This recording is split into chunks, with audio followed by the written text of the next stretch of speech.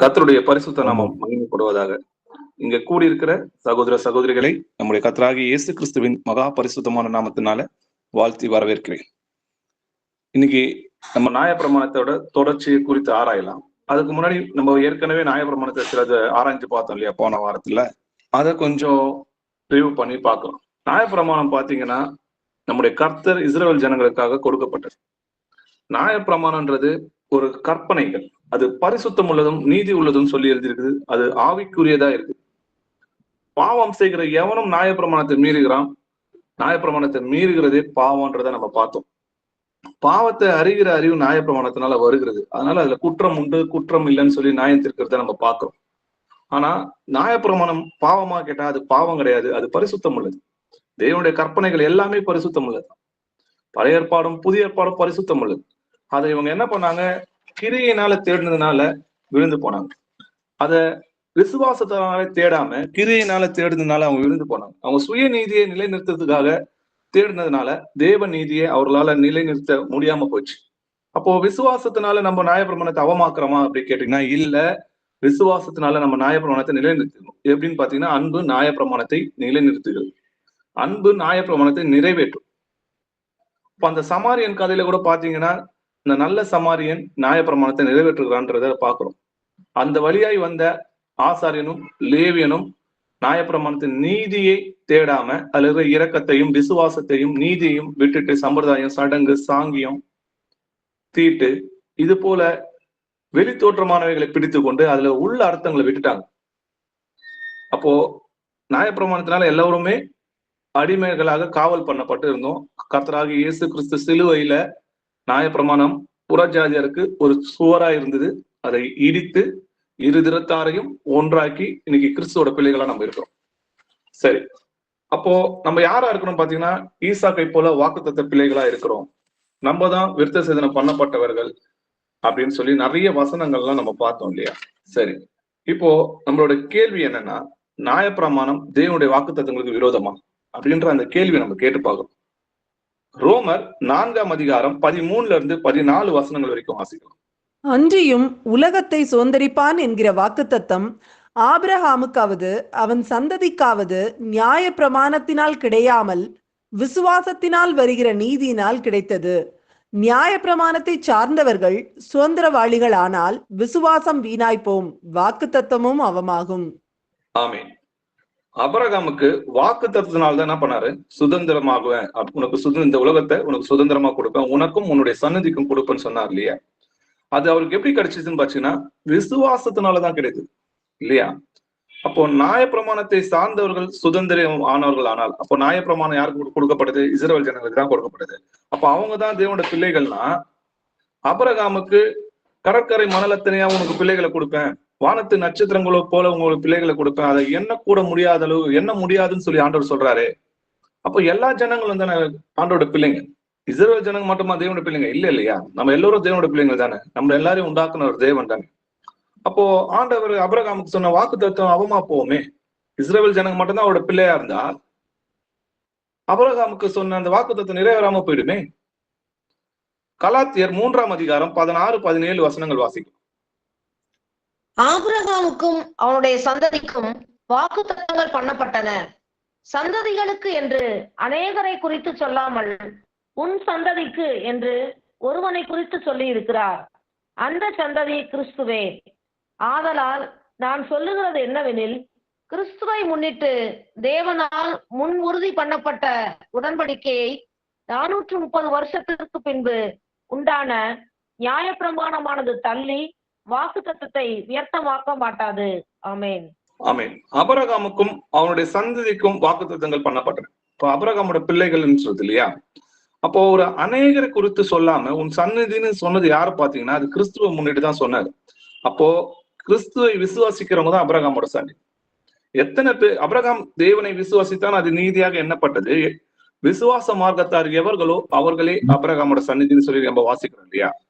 அப்போ கிறிஸ்துவை முன்னிட்டு தேவனால் முன் உறுதி பண்ணப்பட்ட உடன்படிக்கையை 430 வருஷத்துக்கு அப்புறம் மோசையால் ஏற்படுத்தப்படுகிற நியாயப்பிரமாணம் அதை தள்ளி வாக்குத்தத்தத்தை வியர்த்தமாக்க மாட்டாது இல்லையா.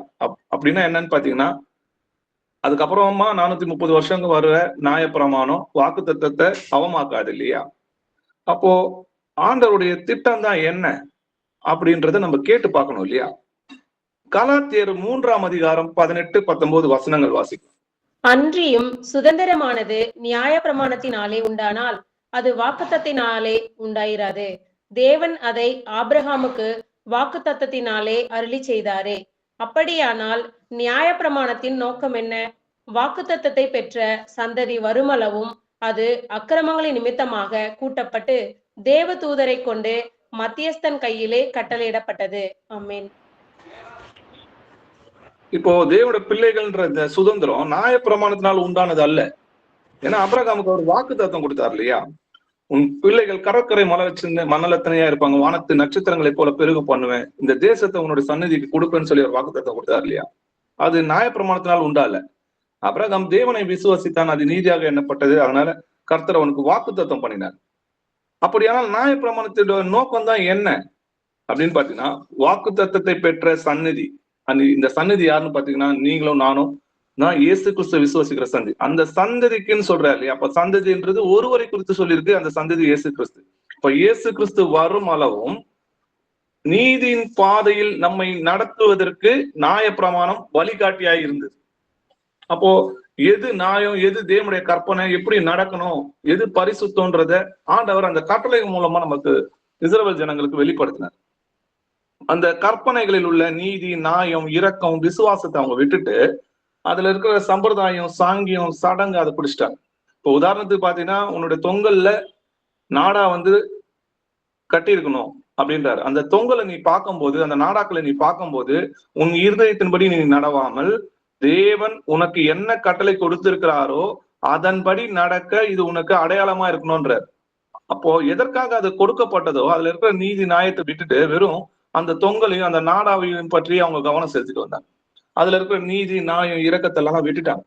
அதனாலதான் அந்த சமாரியன் கூட பாத்தீங்கன்னா, அந்த கதையில நீங்க பாத்தீங்கன்னா உங்களுக்கு நல்லாவே தெரியும், ஆசாரியன், லேவியன் இவங்க 2 பேரும் தான் முதல்ல போறாங்க. அவனை தொட்டு குணமாக்கல, அவனுக்கு உதவி செய்யல. ஏன்னு பாத்தீங்கன்னா, அடிப்பட்ட யாரையாவது தொட்டா அவங்க தீட்டு அப்படின்னு நியாயப்பிரமாணத்துல இருக்குது. ஆனா ஒரு உயிர் போதே அவனை காப்பாத்தணும்னு சொல்ற அந்த இரக்கம் அவங்களுக்கு இல்லாம போச்சு. அப்போ நியாயப்பிரமாணத்தை கடைபிடிக்கிறேன்னு சொல்லி அதுல இருக்கிற நீதி நியாயத்தை அவங்க விட்டுட்டாங்க. ஆனா நியாயப்பிரமாணமே என்னன்னு தெரியாத ஒரு சமாரியன் அந்த வழியா போகும்போது அவனை தொட்டு அவனை பாதுகாத்து அவனை அடிப்பட்டதை குணமாக்குறதுக்கு தேவையான காரியங்களை செய்யறதை நம்ம பார்க்கிறோம். அப்போ இவங்க தேவனை அறிந்திருக்கிறேன்னு சொல்லி அதுல கிரியையினால என்ன பண்ணிட்டாங்க, அவர் மறுதலிச்சிட்டாங்க. ஏன்னா அவங்க சுய நீதியை தேடுனதுனால தேவ நீதியை நிலைநிறுத்தாம போக முடிஞ்சது அவங்களால. கலாத்தியர் 3ஆம் அதிகாரம் 21-23 வசனங்கள் வரைக்கும் வாசிக்கும். அப்படியானால் நியாயப்பிரமாணம் தேவனுடைய வாக்குத்தத்தங்களுக்கு விரோதமா? அல்லவே. உயிரை கொடுக்கத்தக்க நியாயப்பிரமாணம் அருளப்பட்டிருந்ததானால் நீதியானது நியாயப்பிரமாணத்தினால் உண்டாயிருக்குமே.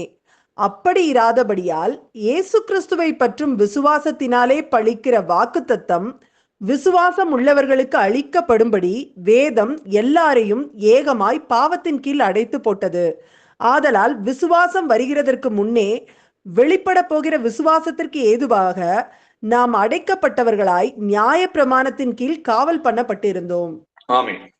அப்போ நியாயப்பிரமாணம் தேவனுடைய வாக்கு தத்தங்களுக்கு விரோதமா அப்படின்ற அந்த கேள்வி கேட்டு பார்த்தா அல்லவேன்னு சொல்லிதான் வசனம் எழுதியிருக்கு இல்லையா? உயிரை கொடுக்கத்தக்க நியாயப்பிரமாணம் அருளப்பட்டிருந்தால் நியாயப்பிரமாணத்தினால் உண்டாயிருக்கிற நீதி சரின்னு சொல்லலாம். ஆனா நியாயப்பிரமாண நீதி எப்படி இருக்கு? இதை செய்கிறவன் இதனாலே பிழைப்பான்னு சொல்லி எழுதிருக்கு. இது சுய நீதியா இருக்குது இல்லையா? இது ஆபிரகாம் தேவனை விசுவாசித்தான், அவன் நீதியாக எண்ணப்பட்டது. அப்போ நம்ம இயேசு கிறிஸ்துவினால் உண்டாகிற நீதி அது தேவ நீதி. அவரை விசுவாசிக்கிறதுனால உண்டாகிறது பேரு தேவ நீதி இல்லையா? இயேசு கிறிஸ்துவை பற்றும் விசுவாசத்தினாலே பலிக்கிற வாக்கு தத்தம் விசுவாசம் உள்ளோருக்கு எல்லோருக்குமே அளிக்கும்படி இந்த நியாயப்பிரமாணம் என்ன பண்ணுச்சுன்னு பாத்தீங்கன்னா, வேதம் எல்லோரையும் ஏகமாய் பாவத்தின் கீழ் அடைத்து போடுது. ஏன்னா நியாயப்பிரமாணத்தின்படி யாராலையும் நீதிமான் ஆக முடியல. சரி, நியாயப்பிரமாணம் கொடுக்காத புற ஜாதி யாராவது நீதிமான்களா இருந்தாங்களான்னு கேட்டீங்கன்னா, அவங்களுக்கு தேவனை அறியாம விக்கிராராதனை பண்ணிட்டு இருந்ததுனால அவங்களும் தேவனிடத்தில் சேர முடியாதபடி நியாயப்பிரமாணம் யாரையும் தேவனிடத்தில் சேர்க்க கூட முடியாதபடி இருந்தது. விசுவாசம் வருவதற்கு முன்னே வெளிப்பட போகிற விசுவாசத்திற்கு ஏவகமாய், அதாவது வரப்போகிற விசுவாசம் என்ன? இயேசு கிறிஸ்துவை விசுவாசிக்கிறது அந்த விசுவாசம் இல்லையா? அந்த சந்நிதி கிறிஸ்துன்னு சொல்லி எழுதியிருக்கு. அவரை விசுவாசிக்கிறவர்கள் எவர்களோ அத்தனை பேரும் தேவனோட பிள்ளைகள். அவர் வர வரைக்கும் இந்த நியாயப்பிரமாணத்தின் கீழ் நம்ம காவல் பண்ணப்பட்டது. நம்ம மட்டும் கிடையாது, இஸ்ரவேல் ஜனங்களுக்கும் நியாயப்பிரமாணத்துல காவல் பண்ணப்பட்டிருந்தாங்க. அதனாலதான் கர்த்தர் பாத்தீங்கன்னா சிறைப்பட்டவர்களை சிறையாக்கி உன்னதத்துக்கு ஏறி மனுஷர்களுக்கு வரங்களை கொடுத்தார். அதனால நம்ம நியாயப்பிரமாணத்தை சிறையில இருந்து இப்ப நம்ம எல்லாருமே என்ன பண்ணிருக்கோம், விடுதலாக்கப்பட்டிருக்கோம். கலாத்தியர் 3ஆம் அதிகாரம் 24, 25 வசனங்கள் வாசிக்கலாம். இவ்விதமாக நாம் விசுவாசத்தினாலே நீதிமான்களாக்கப்படுவதற்கு நியாயப்பிரமாணம் நம்மை கிறிஸ்துவனிடத்தில் வழிநடத்துகிற உபாத்தியாய் இருந்தது. விசுவாசம் வந்த பின்பு நாம் உபாத்திக்கு கீழானவர்கள் அல்லவே. ஆமென். நாம் விசுவாசத்தினாலே நீதிமான் ஆகுவதற்கு நியாயப்பிரமாணம் நம்மை கிறிஸ்துவனிடத்தில் வழிநடத்துகிற உபாதியாய் இருந்தது. அப்போ வழிநடத்துகிற உபாதியாய் இருந்தது இல்லையா? விசுவாசம் வந்த பிறகு என்னது, அந்த உபாதிக்கு நம்ம கீழ்பட்டவங்க கிடையாது. ஏன்னா அது நமக்கு இடையூறாதான் இருந்தது. ஏன்னா விசுவாசத்தினால்தான் நீதிமான் பிழைப்பான்னு சொல்லி எழுதியிருக்கு. அப்படி அந்த விசுவாசத்தினால் நீதிமான் ஆக்கப்படுவதற்கு நியாயப்பிரமாணம் நம்மள என்ன பண்ணிருந்தது, காவல் பண்ணப்பட்டிருந்தது. ஆனா கிறிஸ்துவை விசுவாசிக்கும் போது நம்ம அதுல இருந்து விடுதலாகப்பட்டிருக்கிறோம் இல்லையா? நம்ம எத்தனை பேர் ஞானஸ்தானம் கிறிஸ்துக்குள்ளாக பெற்றோமோ அப்போவுமே பாவத்திலிருந்து நம்ம விடுதலை ஆகியிருக்கோம். நியாயப்பிரமாணம் பாவத்திற்குள்ளாக தான் நம்மளை அடைத்து போடுது. ஏன்னா நியாயப்பிரமாணத்தினால யாருமே நீதிமான் ஆக முடியாது. ஏன்னா இதை செய்யாதுன்னு சொல்றாரு, அது மீறி செய்யறதுனால நம்ம பாவத்துக்கு உள்ளாகும். நியாயப்பிரமாணத்தை மீறுகிறதே பாவம். நியாயப்பிரமாணத்தை முழுமையா யாரால என்ன பண்ண முடியல, நிறைவேற்ற முடியாம போகுது. அப்போ இந்த நியாயப்பிரமாணத்தினால புறஜாதியர்கள் எப்படி இருந்தாங்கன்னா சத்துருக்களா இருந்தோம், தேவனை அறியாதவர்களா இருந்தோம். மாம்சத்தின்படி இஸ்ரவேல் ஜனங்க மட்டும்தான் தேவனோட பிள்ளைகளா இருந்தோம். ஆனா கர்த்தர் நம்மள அழைத்திருக்கிறாரே, நமக்கும் அவர் தானே தேவன். அப்ப நம்மள எப்படி அவர் கைவிட, எல்லாரையுமே நித்திய ஜீவனுக்குள்ள கொண்டு போவதற்கு ஆண்டவருடைய திட்டமாக இது இருந்தது. இது எப்படின்னு பார்க்கலாம். ரோமர் 9ஆம் அதிகாரம் 24 இருந்து 26 வசனங்கள் வரைக்கும் வாசிக்கலாம். அவர் யூதரிலிருந்து மாத்திரமல்ல புற ஜாதிகளிலும் இருந்து நம்மை அழைத்திருக்கிறாரே. அந்தபடி எனக்கு ஜனங்கள் அல்லாதவர்களை என்னுடைய ஜனங்கள் என்றும் சிநேகிக்கப்படாதிருந்தவளை சிநேகிக்கப்பட்டவள் என்றும் சொல்லி அழைப்பேன். நீங்கள் என்னுடைய ஜனங்கள் அல்லவென்று அவர்களுக்கு சொல்லப்பட்ட இடத்திலே அவர்கள் ஜீவனுள்ள தேவனுடைய பிள்ளைகள் எண்ணப்படுவார்கள் என்று ஓசியாவின் தீர்க்க தரிசனம் சொல்லி இருக்கிறது. ஆமென். ஆமென். அவர் யூதத்தில் மாத்திரமல்ல புறஜாத்திலிருந்து நம்ம அழைத்திருக்கிறார்ல, அவர் யூதருக்கு மட்டும் தேவன் கிடையாது, நமக்கும் தேவன் தானே. நீங்கள் என்னுடைய ஜனங்கள் அல்லவென்று அவர்களுக்கு சொல்லப்பட்ட இடத்திலே, இஸ்ரவேல் ஜனங்கிட்ட நம்ம எல்லாம் புறஜாதியெல்லாம் நம்ம தேவனுடைய பிள்ளைங்க கிடையாது, நம்ம சத்துருக்களா இருந்தோம், அந்நியரா இருந்தோம், காணியாட்சிக்கு புறம்பா இருந்தோம்னு சொல்லி வேதம் எழுதியிருக்கு. ஜீவனுள்ள தேவனுடைய பிள்ளைகள் என்று நீங்க சொல்லப்படுவீங்கன்னு ஓசியா தீர்க்கதரிசன் சொல்லி இருக்கிறாரே.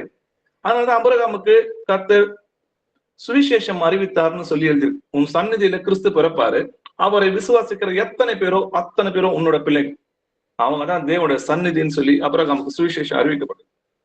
நீங்கள் எல்லோரும் கிறிஸ்து இயேசுவை பற்றும் விசுவாசத்தினாலே தேவனுடைய புத்திரரா இருக்கிறீர்களே. ஏனெனில் உங்களில் கிறிஸ்துக்குள்ளாக ஞானஸ்தானம் பெற்றவர்கள் எத்தனை பேரோ அத்தனை பேரும் கிறிஸ்துவை தடுத்து கொண்டிருக்கிறீர்கள். அதுல யூதர் என்றும் கிடையாது, கிரேக்கர் என்றும் கிடையாது, அடிமை என்றும் சுயஜனம் என்றும் கிடையாது, ஆண் பெண்ணு அப்படி கிடையாது. எல்லாருமே கிறிஸ்துக்குள்ள ஒரே சரீரமா இருக்கிறோம். நீங்கள் கிறிஸ்துவின் உடையவர்களானால் ஆபிரகாமின் சந்ததியாயும் வாக்குத்தத்தத்தின்படி சுதந்திரமாயிருக்கு. அப்ப ஆபிரகாமுக்கு சொன்ன வாக்குத்தத்தத்தின்படி அவரோட பிள்ளைகளா நம்ம தான் இருக்கிறோம் இல்லையா? ரோமர் 3ஆம் அதிகாரம் 29 இருந்து 30 வசனங்கள் வரைக்கும் வாசிப்போம். தேவன் யூதருக்கு மாத்திரமா தேவன், புறஜாதிகளுக்கும் தேவன் அல்லவா? ஆம், புறஜாதிகளுக்கும் அவர் தேவன்தான். விருத்த சேதனம் உள்ளவர்களை விசுவாசத்தினாலும் விருத்த சேதனம் இல்லாதவர்களை விசுவாசத்தின் மூலமாயும் நீதிமான்கள் ஆக்குகிற தேவன் ஒருவரே. ஆமே, தேவன் யூதருக்கு மாத்திரம் தேவன் கிடையாது, புறஜாதிக்கும் அவர் தேவன் தான் இல்லையா? நம்மையும் உண்டாக்கினார் அவர்தான், நமக்கும் சுவாசத்தை கொடுத்தது அவர்தான். அப்போ யூதர்களை விசுவாசத்தினாலும் விருத்த சேதனம் இல்லாத புறஜாதியாக நம்மளே விசுவாசத்தின் மூலம், விசுவாசத்தினாலே கிருபை கொண்டு நம்ம ரட்சிக்கப்பட்டோம். அது யாரா இருந்தாலும் இது கிரியினால் உண்டானது கிடையாது. ஒருவனும் பெருமை பாராட்டுறபடிக்கு நான் இதை செஞ்சேன், இதனால நான் தேவனுடைய ராஜ்யத்துக்கு போனேன்னு சொன்னதுக்கு ஒருவனும் பெருமை பாராட்டாதபடிக்கு இது கிரியினால் உண்டானது கிடையாது. இது கிருபையினால், விசுவாசத்தை கொண்டு கிருபையினால் நம்ம ரட்சிக்கப்பட்டோம். அப்ப தேவன் நமக்காக மனிதனாய் இறங்கி ஜீவனை கொடுத்தாரு. அது எத்தனை பேர் விசுவாசிக்கிறீங்களோ? அவர் ஜீவனை கொடுத்தது பூமியில இருக்கிற சகல ஜாதிகளுக்கும் தான், எல்லாருக்காகவும் தான், துன்மார்க்கனுக்காகவும் எல்லா பாவிகள் அக்கிரமக்காரர் எல்லாருக்காகவும் தான் நமக்கு தேவன் ஜீவனை கொடுத்தார். அவர் மாம்சத்தில் வெளிப்பட்டார். அப்படி இருந்தும் அவரை விசுவாசிக்கிறவங்க தான் அது நீதியாக எண்ணப்பட்டது இல்லையா? அப்போ விசுவாசத்தினால நம்ம என்ன பண்றோம்? நியாயப்பிரமாணத்தை நிறைவேற்றுறோம். சரி, ரோமர் 11ஆம் அதிகாரம் 29 33 வசனங்கள் வரைக்கும் வாசிக்கும். தேவனுடைய கிருபை வரங்களும் அவர்களை அழைத்த அழைப்பும் மாறாதவைகளே. ஆதலால் நீங்கள் முற்காலத்திலே தேவனுக்கு கீழ்ப்படியாதிருந்து இப்பொழுது அவர்களுடைய கீழ்ப்படியாமையினாலே இரக்கம் பெற்றிருக்கிறது போல அவர்களும் இப்பொழுது கீழ்ப்படியாமல் இருந்தும் பின்பு உங்களுக்கு கிடைத்த இரக்கத்தினாலே இரக்கம் பெறுவார்கள். எல்லார் மேலும் இரக்கமாய் இருக்கத்தக்கதாக தேவன் எல்லாரையும் கீழ்ப்படியாமைக்குள்ளே அடைத்து போட்டார். தேவனுடைய ஐஸ்வர்யம், ஞானம், அறிவு என்பவைகளின் ஆழம் எவ்வளவாய் இருக்கிறது! அவருடைய நியாய தீர்ப்புகள் அளவிடப்படாதவைகள், அவருடைய வழிகள் ஆராயப்படாதவைகள். ஆமேன். ஆமேன். அப்போ மாம்சத்தில் வந்து இயேசு கிறிஸ்துவை இஸ்ரவேல் ஜனங்க ஏற்றுக்கொள்ளலையே, அப்போ வாக்குத்தத்தம் அவமா போயிடுச்சா? அவங்களை ஆண்டவர் கைவிட்டுட்டாரா அப்படின்னு கேட்டீங்கன்னா, நான் ஏற்கனவே சொன்னேன், நியாயப்பிரமாணம் உபாதியா இருந்தது. வாக்குத்தத்தம் பண்ணப்பட்ட அந்த சந்நிதி கிறிஸ்து வருமளவும் அந்த விசுவாசத்தின் மூலமா நீதிமான் ஆகப்படுவதற்கு அது வழிகாட்டியா இருந்தது. அப்போ வந்த பிறகு அது கிரியினால் அல்ல, அது விசுவாசத்தினால் நீதிமான் ஆகப்படுகிறோம்னு சொல்லி நம்ம பார்த்தோம் இல்லையா? அப்போ தேவனுடைய கிருபை வரங்களும் அவர்களை அழைத்த அழைப்பவும் மாறாது. அவர் வாக்குத்தத்தம் கொடுத்திருக்கிறாரு. முற்காலத்துல நம்ம எப்படி இருந்தோம்? தேவனுக்கு கீழ்ப்படியாம இருந்து இப்பொழுது அவர்களுடைய கீழ்ப்படியாமையினாலே இரக்கம் பெற்றது போல. முதலாவது அவங்களுக்கு தான் சுவிசேஷம் வந்தது. வாக்குத்தத்தங்களும் ஆராதனைகளும் நியாயப்பிரமாணம் எல்லாம் இஸ்ரவேல் ஜனங்களுடையது. பிதாக்கள் அவர்களுடையவர்களே, மாம்சத்தின்படியும் கிறிஸ்துவும் அவர்களில் பிறந்தாரே, இவர் என்றென்றைக்கும் ஸ்தோத்தரிக்கப்பட்ட சர்வத்திற்கும் மேலான தேவன் சொல்லி எழுதிருக்கு. எல்லாமே அவங்களுடையது தான். நம்ம காணியாட்சிக்கு புறம்பா இருந்தோம். ஆனா கர்த்தர் அவருடைய மகா இரக்கங்களினாலும் கிருபையினாலும் நம்மளை ரட்சித்தார் இல்லையா? அவர்களும் இப்பொழுது கீழ்ப்படியாம இருக்கிறாங்க. பின்பு நமக்கு கிடைத்த அதே இரக்கத்தினால அவங்களும் இரக்கம் பெறுவாங்க. எல்லோர் மேலும், வசனம் பாருங்களேன் எவ்வளவு அழகா இருக்கு, எல்லோர் மேலும் இரக்கமா இருக்கத்தக்கதாக தேவன் எல்லோரையும் கீழ்ப்படியாமைக்குள்ளே அடைத்து போட்டார். அப்போ நியாயப்பிரமாணத்தினால என்ன ஆச்சுன்னா, ஒருவனும் தேவனுக்கு முன்னாடி பெருமை பாராட்டாத வரைக்கும் எல்லோரும் ஏகமா என்ன பண்ணாங்க? நீதிமான் ஆக முடியாதனால தேவனிடத்துல சேர்றதுக்கு அவங்க கூட முடியாம போச்சு. நானே வழியும் சத்தியமும் ஜீவனுமா இருக்கு. இயேசு கிறிஸ்துவோட ரத்தம் சிந்தப்பட்டதுனால கிருபா சண்டையில போறதுக்கான தைரியம் நம்மளுக்கு உண்டாயிருக்கு. அதுக்கு முன்னாடி யாரும் கிருபா சண்டையில போக முடியாது. இஸ்ரவேல் ஜனங்களே பாத்தீங்கன்னா, பிரதான ஆசாரியன் மட்டும்தான் தனக்கான பலியை செலுத்திட்டு தன்னை பரிசுத்தப்படுத்திட்டு வருஷத்துக்கு ஒரு முறை போக முடியும். முதலாம் பரிசுத்த ஸ்தலத்துல இருந்து 2ஆம் பரிசுத்த ஸ்தலத்துக்கு ஒருத்தர் தான் போக முடியும். பிரதான ஆசாரியன் மட்டும் தான் போக முடியுமே தவிர மற்றவங்க இஸ்ரவேல் ஜனங்களாலே போக முடியாது. அப்போ இதுல இருந்து என்ன தெரியுது? முதலாம் ஸ்தலத்துல இருந்து 2ஆம் பரிசுத்த ஸ்தலத்துக்குள்ள போக முடியாதபடிக்கு அது இருந்ததுன்னு பரிசுத்த ஆவியானவரே நமக்கு சொல்றாரு. ஆனா இயேசு கிறிஸ்து மறிக்கும் போது, சிலுவையில மறிக்கும் போது பாத்தீங்கன்னா திரைச்சீலை மேலிருந்து கீழாக கிழிந்தது. அதுல ஆண்டவர் நமக்கு ஒரு வழியை உண்டாக்கணும். நானே வழியும் சத்தியமும் ஜீவனுமா இருக்கிறேன்னு சொல்றாரு. அப்போ அந்த வழி மூலம் தான் இஸ்ரவேல் ஜனங்களா இருந்தாலும் சரி, நீங்களா இருந்தாலும் சரி, நானா இருந்தாலும் சரி, யாரா இருந்தாலும் அவரை விசுவாசிக்கிறது மூலமா தான் நம்ம என்ன பண்ண முடியும்? தேவனுடைய ராஜ்யத்துக்கு போக முடியும். முழங்கால் யாவும் அவருக்கு முன்பாகி முடங்கும்படிக்கு கர்த்தர் இப்படி செய்தார். ஒருவனும் பெருமை பாராடாதபடிக்கு, தேவனுக்கு முன்பாக பெருமை பாராடாதபடிக்கு முழங்கால் யாவருடைய முழங்காலும் அவருக்கு முன்னாடி முடங்கும்படிக்கு கர்த்தர் இப்படி செய்தார். தேவனுடைய ஐஸ்வர்யமும் ஞானமும் அறிவும் என்பவைகளின் ஆழம் எவ்வளவு பெரிதா இருக்கு பாருங்க. எந்த அளவுக்கு இஸ்ரவேல் ஜனங்களுக்கு மேல உயிரா இருந்தாரோ அதே அன்பைதான் நம்ம மேல செலுத்துறார். கர்த்தர் பாரபட்சம் பார்க்கிறவர் அல்ல, பட்சபாதம் உள்ளவர் அல்லன்னு சொல்லி வேதத்துல எழுதியிருக்கு இல்லையா? அப்ப நியாயப்பிரமாணத்துல இருந்து நம்ம எல்லோரும் விடுதலாக்கப்பட்டிருக்கோம். ரோமர் 8ஆம் அதிகாரம் 2வது வசனம் வாசி. கிறிஸ்து இயேசுவினாலே ஜீவனுடைய ஆவியின் பிரமாணம் என்னை பாவம் மரணம் என்பவைகளின் பிரமாணத்தினின்று விடுதலையாக்கிற்றே. ஆமென். ஆமென். மரணத்தின் கூர் பாவம், பாவத்தின் பலன் நியாயப்பிரமாணம்ன்றதை நம்ம பார்த்தோம். அப்போ பாவத்தினால மரணம் வந்துச்சு. இந்த பாவம் அதிகரித்ததுனால என்ன வந்ததுன்னா, எதனால பாவம் அதிகரித்ததுன்னு பார்த்தீங்கன்னா, கட்டளைகள் அதிகமானதுனால, நியாயப்பிரமாணம் வந்ததுனால கட்டளைகள் அதிகமாச்சு. அதனால பாவம் என்ன பண்ணுச்சுன்னா பலன் கொண்டதுன்னு நம்ம பார்த்தோம். ஆனா கிறிஸ்து நமக்காக சிலுவையில அடிக்கப்பட்டு நமக்காக ஜீவனை கொடுத்து நம்முடைய பாவங்களை சிலுவைகள் சுமந்தார்னு சொல்லி எழுதிருக்கு. அப்போ இயேசு கிறிஸ்துவினாலே ஜீவனுடைய ஆவியின் பிரமாணம் என்னை பாவம் மரணம் என்பவைகளின் பிரமாணத்திலிருந்து விடுதலாக்கிற்றே. அதனாலதான் சிறைப்பட்டவர்களை சிறையாக்கி உன்னதத்துக்கு ஏறி மனுஷர்களுக்கு வரங்களை கொடுத்தார்னு சொல்லி எழுதிருக்கு. நீங்களும் மரித்தோர் இருந்து எழுந்த கிறிஸ்து என்னும் வேறுடையவர்களாகி, எப்போ ஞானஸ்தானத்துல இல்லையா, தேவனுக்கு என்று கனி கொடுக்கும்படி கிறிஸ்துவின் சரீரத்தினாலே நியாய பிரமாணத்துக்கு மரித்தவர்களானீர்கள். அப்போ நியாய பிரமாணத்துக்கு நம்ம எப்படி இருக்கிறோம்? மரித்தவங்களாயிடும். இப்போ அதுல இருந்து எழுந்து யார் கிறிஸ்து என்னும் வேறுடையவர்களாகி, இப்போ உதாரணத்துக்கு பாத்தீங்கன்னா, ஒரு சகோதரி புருஷன் உயிரோடு இருக்கிற அளவும் அவங்களுக்கு அடிமையா இருக்கிறாங்க. அவன் மரிச்சிட்ட பிறகு அந்த அடிமைத்தனத்துல இருந்து விடுதலாகி வேறொருத்தரை கல்யாணம் பண்ணா அது விபச்சாரம் கிடையாதுன்னு சொல்லி எழுதியிருக்கு இல்லையா? அது போல நம்ம நியாயப்பிரமாணத்துக்கு மரித்து கிறிஸ்து என்னும் வேறுடையலாகி ஆவியின் பிரமாணத்துக்கு நம்ம தேவனுக்கு அடிமைகளா இருக்கும். அப்போ பாவத்துல இருந்து விடுதலாகி தேவனுக்கு அடிமையா இருக்கிறோம். இதனால நமக்கு கிடைக்கிறது நித்திய ஜீவன். இப்பொழுது நாம் பழைமையான எழுத்தின்படி அல்ல, புதுமையான ஆவியின்படி ஊழியம் செய்யத்தக்கதாக நம்மை கட்டி இருந்த நியாயப்பிரமாணத்துக்கு நாம் மரித்தவர்களாகி அதுல இருந்து நம்ம விடுதலாக்கப்பட்டிருக்கிறோம்னு சொல்லி வேதத்துல எழுதி. அப்போ முந்தின கட்டளைகளை நம்ம கடைபிடிக்கணும். அந்த சம்பிரதாயம், சடங்கு இதுங்கெல்லாம் நம்மளுக்கு தேவையா? வாசிக்கலாம். எபிரேயர் 7ஆம் அதிகாரம் 18-19 வசனங்கள் வாசிக்கலாம். முந்தின கட்டளை பலவீனம் உள்ளதும் பயனற்றதுமாய் இருந்தது நிமித்தம் மாற்றப்பட்டது. நியாய பிரமாணமானது ஒன்றையும் பூரணப்படுத்தவில்லை, அதிக நன்மையான நம்பிக்கையை வருவிப்பதோ பூரணப்படுத்துகிறது. அந்த நம்பிக்கையினாலே தேவனிடத்தில் சேருகிறோம். ஆமென். முந்தின கட்டளை பலவீனம் உள்ளது, பயனற்றதுமா இருந்தது நிமித்தம் மாற்றப்பட்டது. ஏன்னா நியாய பிரமாணத்தினால யாருமே தேவனிடத்தில் நீதிமான் ஆக முடியல. சுயநீதினால நம்ம தேவனிடத்துல நீதிமானம் ஆக முடியாம இருந்தது. ஏன்னா தேவ நீதினால்தான் மனுஷன் பிழைப்பான்னு சொல்லி எழுதிருக்கு இல்லையா? அபிரகாம் தேவனை விசுவாசித்தான், அது நீதியாக எண்ணப்பட்டது. எத்தனை பேர் விசுவாசிக்கிறார்களோ அத்தனை பேரும் அபிரகாமோட சந்நிதின்னு வாக்கு தத்துவங்கள் நமக்கு உரைத்திருக்கிறத நம்ம வாசிக்கிறோம். அப்போ நியாய பிரமாணமானது ஒன்றையும் பூரணப்படுத்தல. ஏன்னா அதுல இருக்கிற நீதி, நியாயம், இரக்கம், விசுவாசத்தை விட்டு இவங்க எல்லாம் என்ன பண்ணாங்க? சம்பிரதாயம், சாங்கியம், சடங்கு அதை தான் தேடினாங்க. அதை மட்டும் கிடையாது, சுய நீதியை நிலைநிறுத்த போறதுனால தேவனுடைய நீதிக்கு கீழ்ப்படியாமையாக இருந்து அது நம்மளுடைய காவல்ல அடைக்கப்பட்டுச்சு. அப்போ அதிக நன்மையை வருவிக்கிறதோ விசுவாசத்தினால் உண்டாயிருக்குது இல்லையா? அதுதான் நம்ம தேவனிடத்துல சேர்கிறதுக்கு நமக்கு என்ன பண்ணுது? வழிகாட்டுதா இருக்குது. விசுவாசத்தினால எவர்கள் யாரா இருந்தாலும், அது எத்தனை பேரா இருந்தாலும், எப்படியா இருந்தாலும், எந்த ஜாதியா இருந்தாலும், இயேசு கிறிஸ்துவை இதை விசுவாசிக்கும் போது நம்முடைய பாவங்கள் கழுவப்பட்டு நம்ம நீதிமான் ஆகிறத பார்க்கிறோம். 2 கொரிந்தியர் 3ஆம் அதிகாரம் 6வது வசனம். உடன்படிக்கையின் ஊழியக்காரராய் இருக்கும்படி அவரே எங்களை தகுதியுள்ளவர்களாக்கினார். அந்த உடன்படிக்கை எழுத்திற்குரியதாய் இராமல் ஆவிக்குரியதாய் இருக்கிறது. எழுத்து கொல்லுகிறது, ஆவியோ உயிர்ப்பிக்கிறது. ஆமென். ஆமென். புது உடன்படிக்கைக்கு ஊழியக்காரராய் இருக்கும்படி அவரே எங்களை தகுதி உள்ளவராக்கினார். அந்த உடன்படிக்கை எழுத்துக்குரியதா இல்லாம ஆவிக்குரியதா இருக்குது.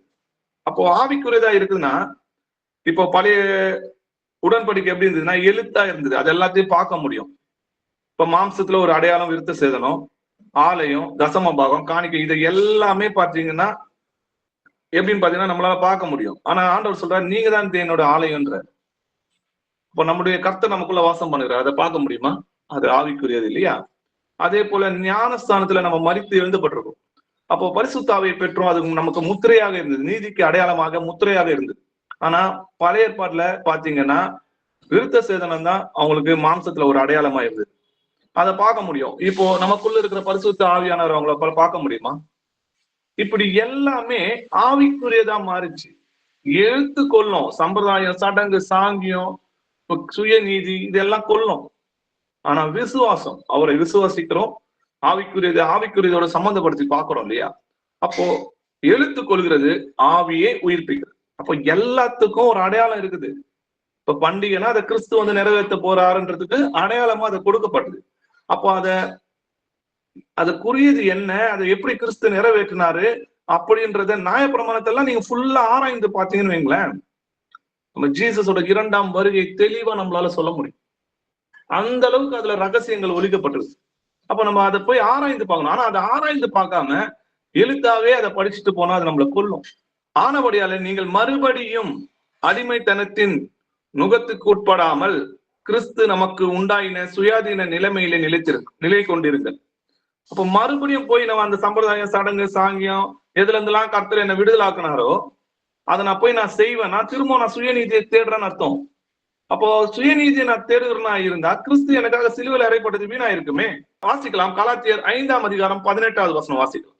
ஆவியினால் நடத்தப்படுவீர்களானால் நீங்கள் நியாயப்பிரமாணத்திற்கு கீழ்ப்பட்டவர்கள் அல்ல. ஆமென்.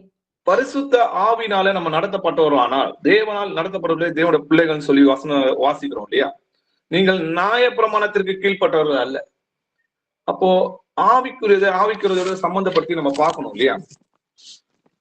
இப்போ எந்தெந்த சம்பிரதாயம், சடங்கு, சாங்கியம் இதுல இருந்தெல்லாம் கர்த்தர் நம்மளை விடுதலைக்கினார். திரும்பவும் நான் அதை போய் செஞ்சேன்னா நான் என்ன பண்றேன்னா சுயநீதியை நிலைநிறுத்துகிறவனா இருப்பேன். அப்ப சுயநீதியை நான் நிலைநிறுத்துகிறவனா இருந்தா கிறிஸ்து எனக்காக சிலுவையில மரித்தது வீணா இருக்குமே. எதுல இருந்து எல்லாம் என்னை விடுதலை ஆக்கினாரோ நான் திரும்பவும் போய் அதுல நான் போய் காவல்ல மாட்டிக்க கூடாது இல்லையா? அந்த சாபத்துல போய் நான் மாட்டிக்க கூடாது இல்லையா? ஏன்னா நியாயப்பிரமாணத்துல ஒண்ணுல மீறினாலும் எல்லாத்துலயும் மீறினதாக சொல்லப்படுமே. ரோமர் 6ஆம் அதிகாரம் 14 17 வசனங்கள் வரைக்கும் வாசிக்கிறோம். நீங்கள் நியாயப்பிரமாணத்திற்கு கீழ்ப்பட்டிராமல் கிருபைக்கு கீழ்ப்பட்டிருக்கிறபடியால் பாவம் உங்களை மேற்கொள்ள மாட்டாது. இதனால் என்ன? நாம் நியாயப்பிரமாணத்திற்கு கீழ்ப்பட்டிராமல் கிருபைக்கு கீழ்ப்பட்டிருக்கிறபடியால் பாவம் செய்யலாமா? கூடாதே. மரணத்திற்கு ஏதுவான பாவத்துக்கானாலும் நீதிக்கு ஏதுவான கீழ்ப்படிதலுக்கானாலும் எதற்கு கீழ்ப்படியும்படி உங்களை அடிமைகளாக ஒப்புக் கொடுக்கிறீர்களோ அதற்கே கீழ்ப்படுகிற அடிமைகளாய் இருக்கிறீர்கள் என்று அறியீர்களா? முன்னே நீங்கள் பாவத்திற்கு அடிமைகளாய் இருந்தும் இப்பொழுது உங்களுக்கு ஒப்புவிக்கப்பட்ட உபதேச சட்டத்திற்கு நீங்கள் மனப்பூர்வமாய் கீழ்ப்படிந்ததினாலே தேவனுக்கு ஸ்தோத்திரம். ஆமென். நீங்கள் நியாயப்பிரமாணத்திற்கு கீழ்ப்பட்டிராமல் கிருபைக்கு கீழ்ப்பட்டிருக்கிறவரையால் பாவம் உங்களை மேற்கொள்ள மாட்டாது. அப்போ நான் இதை செய்வேன், நான் இதை செய்ய மாட்டேன், நான் இதை பண்ண மாட்டேன் இப்படின்னு சொல்லி நான் எங்க சொல்றோமோ அதெல்லாம் சுயநீதி. அங்கெல்லாம் நம்ம விழுந்து போவோம். என்னை பலப்படுத்துகிற கிறிஸ்துவினாலே எல்லாவற்றையும் எனக்கு செய்ய முடியும். கிறிஸ்து எனக்குள்ள இருக்கிறார், அவருடைய வித்து எனக்குள்ள இருக்கிறதுனால நான் பாவம் செய்ய மாட்டேன். அப்போ நியாயப்பிரமாணத்துக்கு கீழ்ப்பட்டிராம கிருபைக்கு கீழ்ப்பட்டிருக்கிறதுனால பாவம் செய்யலாமா? செய்யக்கூடாது. அப்போ கிறிஸ்து நமக்கு ஜீவனை கொடுத்து நம்ம அதுல இருந்து விடுதலை ஆக்கப்படுறோம். திரும்பவும் நம்ம பாவத்துக்கு அடிமை ஆகணும், பாவம் செய்யறோம்லாம் இருந்தா நீங்கள் எதற்கு அடிமை ஆகுறீர்களோ, அடிமையாக உங்களை ஒப்பு கொடுக்குறீங்களோ அதுக்கு நீங்க அடிமையா இருக்கிறீங்க. ஏதாவது உங்களால் ஜெயிக்கப்படுகிறீங்களோ அதற்கு நீங்க அடிமையா இருக்கிறீங்க.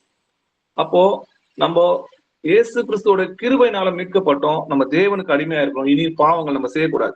முன்னே நீங்கள் பாவத்துக்கு அடிமையா இருந்தும் இப்பொழுது உங்களுக்கு ஒப்புவிக்கப்பட்ட உபதேச சட்டம்னு எழுதியிருக்குது.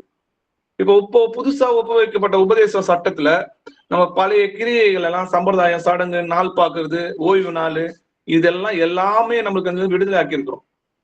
கர்த்தர் நம்மளை விடுதலாக்கி இருக்காரு, நம்ம விடுதலாக்கப்பட்டிருக்கிறோம் இல்லையா? அப்ப திரும்பவும் போய் நம்ம அதை செஞ்சோம்னா புத்தி இல்லாதவன்னு அர்த்தம்.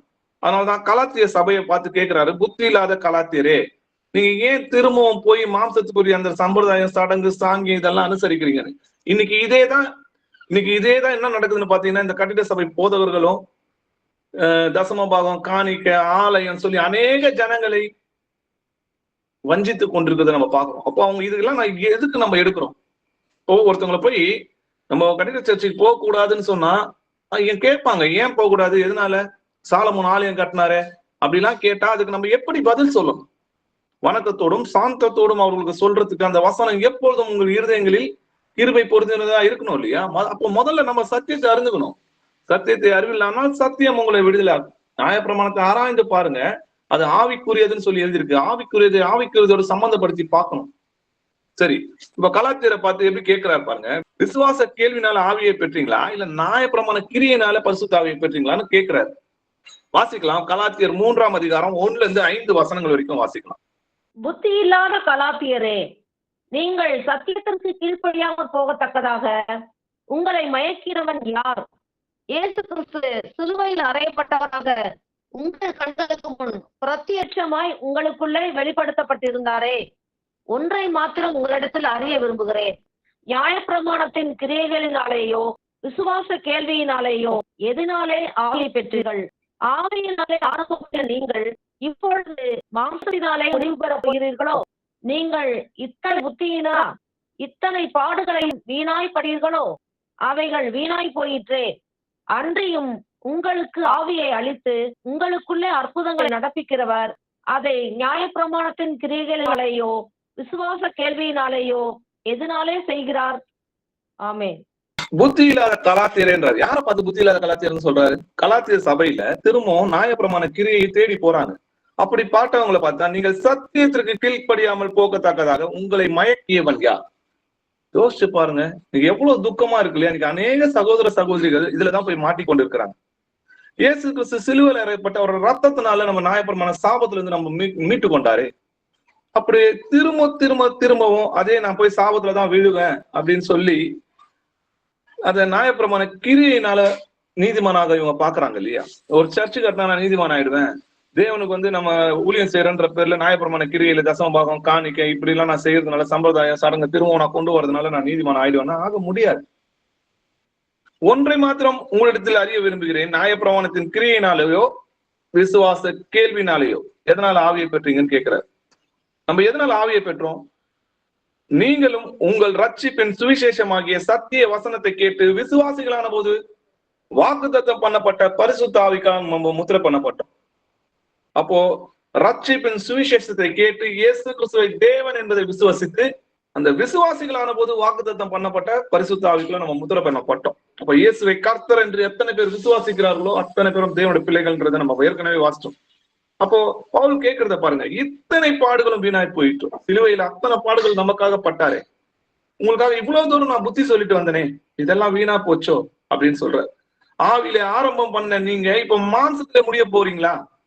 இதற்காக வாசி தேவன் நமக்காக மனிதனா இறங்கி வந்தார் அப்படின்னு சொல்றாரு இல்லையா?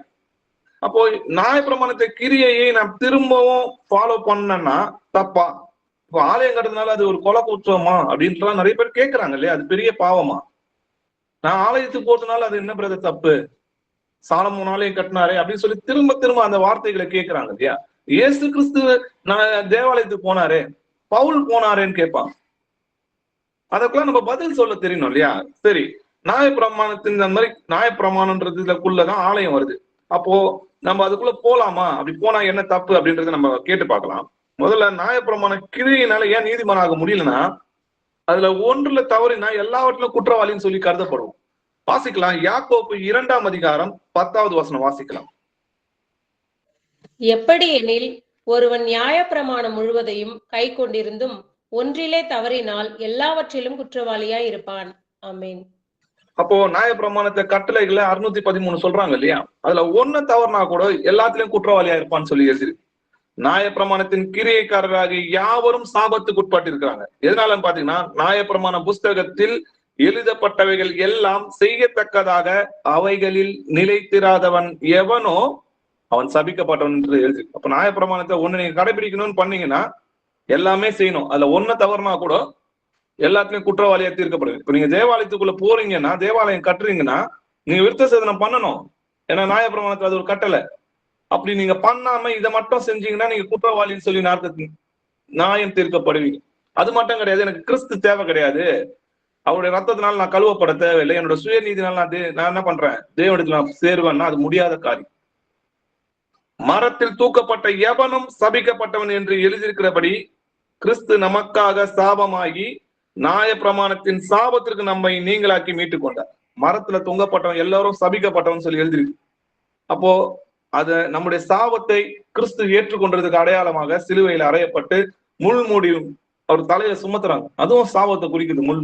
அதெல்லாம் ஏற்றுக்கொண்டு கர்த்தர் நம்மை, அவர் நம்முடைய விழ வேண்டிய அடியை ஆக்கினியை அவர் ஏற்றுக்கொண்டு நம்மை விடுதலாக்குறார். திருப்பியும் நான் நியாயப்பிரமாணத்தினால தேவாலயம், தசமபாகம், காணிக்க, பாஸ்டர் இப்படின்னு சொல்லி நான் திரும்பவும் அந்த சம்பிரதாய சடங்குலையும் நியாயப்பிரமாண கிரியை கட்டளைகளை நான் கை கொள்ளுவேன்னா கிறிஸ்துவோட கிருபையில நம்ம விழுந்து போயிட்டோம். வாசிக்கலாம், கலாத்தியர் 5ஆம் அதிகாரம் 4வது வசனம் வாசிக்கலாம். நியாய பிரமாணத்தினால் நீதிமான்களாக விரும்புகிற நீங்கள் யாவரும் கிறிஸ்துவை விட்டு பிரிந்து கிருபை நின்று விழுந்தீர்கள். ஆமென். நியாய பிரமாணத்தினால் நீதிமானாக விரும்புகிற நீங்கள் யாவரும் கிறிஸ்துவோட கிருபையிலிருந்து விழுந்து போனீங்க.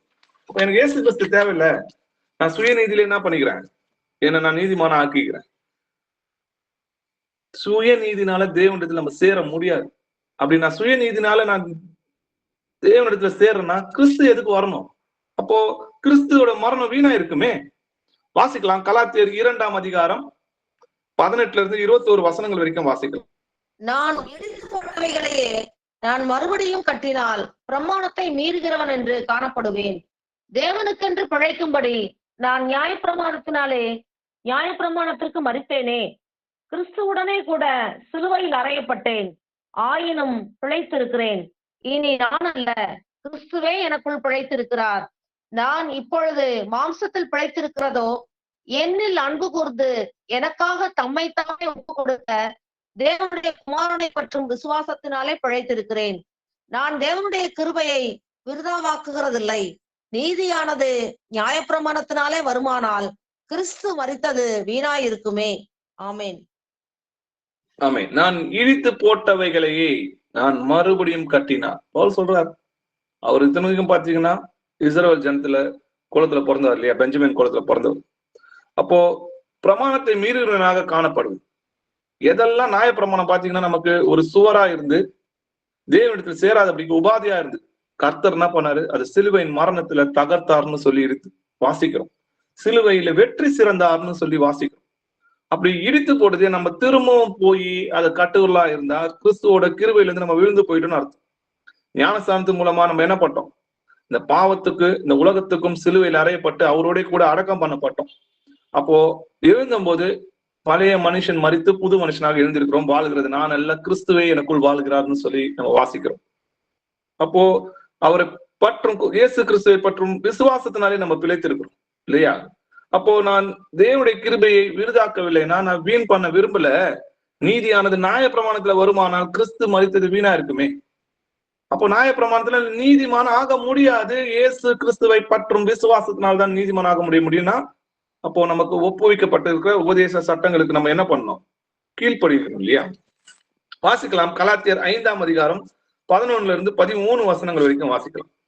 சகோதரரே, இதுவரைக்கும் நான் விருத்த சேதனத்தை பிரசங்கிக்கிறவனாயிருந்தால் இதுவரைக்கும் எண்ணத்திற்கு துன்பப்படுகிறேன். அப்படியானால் சிலுவை பற்றி வரும் இடரல் ஒழிந்திருக்குமே. உங்களை கலக்குகிறவர்கள் தரிப்புண்டு போனால் நலமாயிருக்கும். சகோதரரே, நீங்கள் சுயாதீனத்திற்கு அழைக்கப்பட்டீர்கள். இந்த சுயாதீனத்தை நீங்கள் மாம்சத்திற்கு ஏதுவாக அனுசரியாமல் அன்பினாலே ஒருவருக்கொருவர் ஊழியம் செய்யுங்கள். ஆமென்.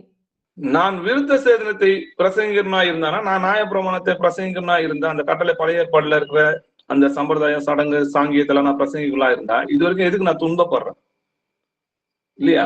தசம பாகம் காணிக்கணும் வாங்கி சந்தோஷமா இருக்கலாமே. அப்பனா சிலுவை பற்றி வருகிற இடர்ல ஒளிந்திருக்குமே. இன்னைக்கு வீட்டு சபையில கூடியிருங்க, ஒருவருக்கு ஒரு அன்பா இருங்க. இப்போ அந்த அன்பின் மூலமா நம்ம செய்யற இந்த கிரியையெல்லாம் உங்களுக்கு எப்படி இருக்குன்னா கடினமா இருக்கும்.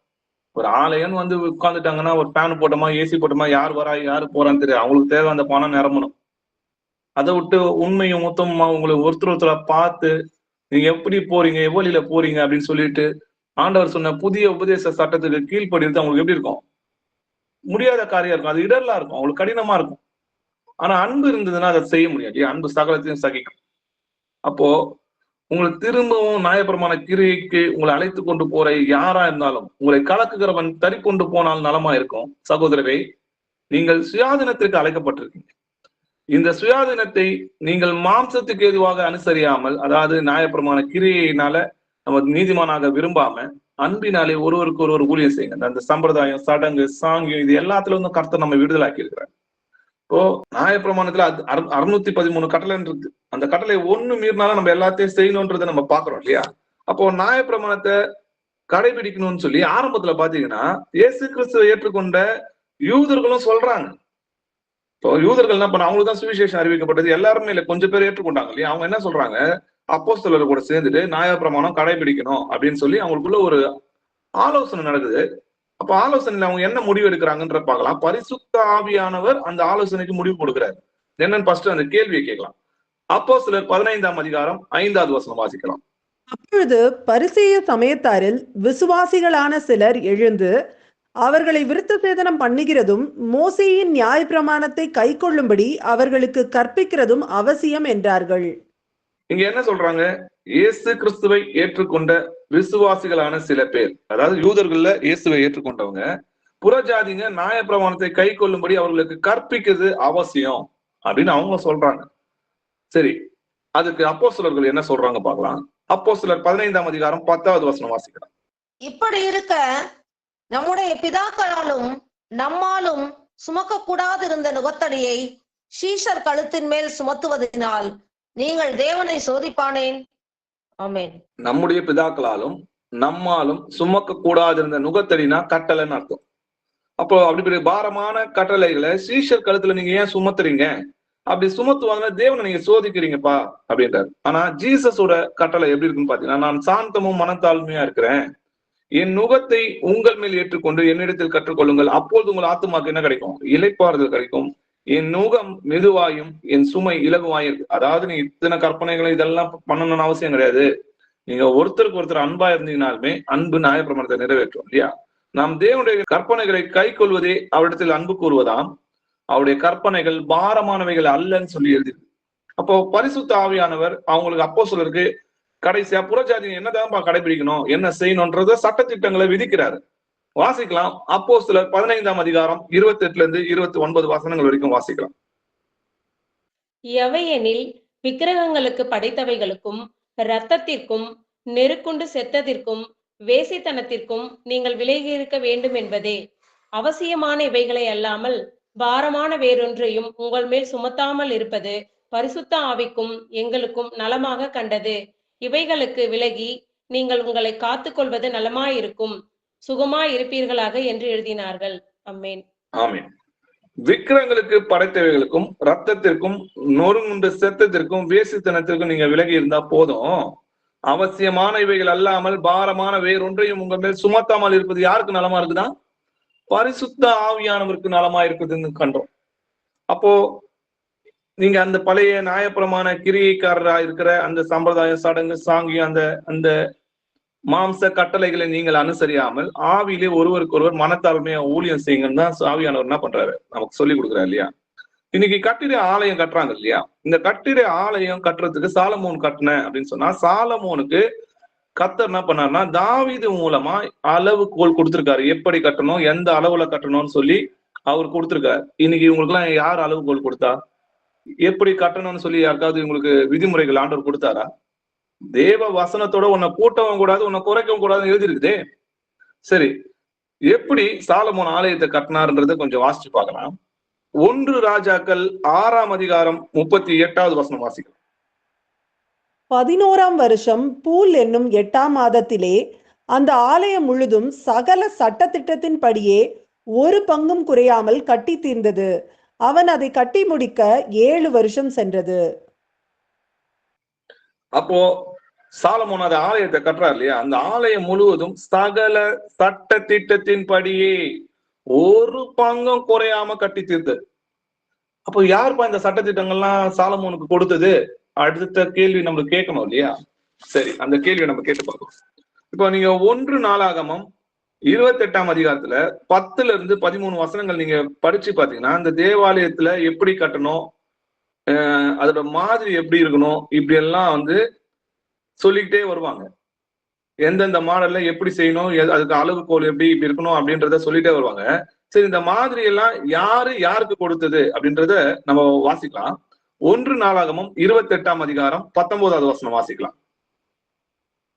இந்த மாதிரியின்படி சகல வேலைகளும் எனக்கு தெரியப்படுத்த இவையெல்லாம் கர்த்தருடைய கரத்தினால் எனக்கு எழுதி கொடுக்கப்பட்டது என்றான்.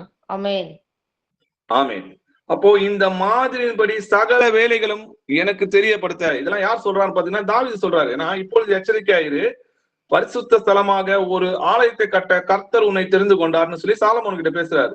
நீ திடன் கொண்டு அதை நடப்பித்து உனக்கு நான் என்ன மாடல் ஆண்டவர் எனக்கு கொடுத்தாரோ அதை நான் உனக்கு கொடுக்குறேன், நீ அந்த மாதிரி அப்படியே செய்யணும்னு சொல்றாரு இல்லையா? இந்த மாதிரியின்படி சகல வேலைகளும் எனக்கு தெரியப்படுத்த இவையெல்லாம் கர்த்தருடைய கரத்தினால் எனக்கு எழுதி கொடுக்கப்பட்டது. இன்னைக்கு உங்களுக்கு எல்லாம் யாரு எழுதி கொடுத்தா? உங்களுக்கு யார் அந்த கட்டளையை கொடுத்தது? அப்போ இன்னைக்கு இவங்க அநேகர் நம்மளை வஞ்சித்து கொண்டு வராங்க. இந்த மாதிரி இந்த கேள்விகளை, இந்த வசனங்கள் எல்லாம் நம்ம கேட்கணும்.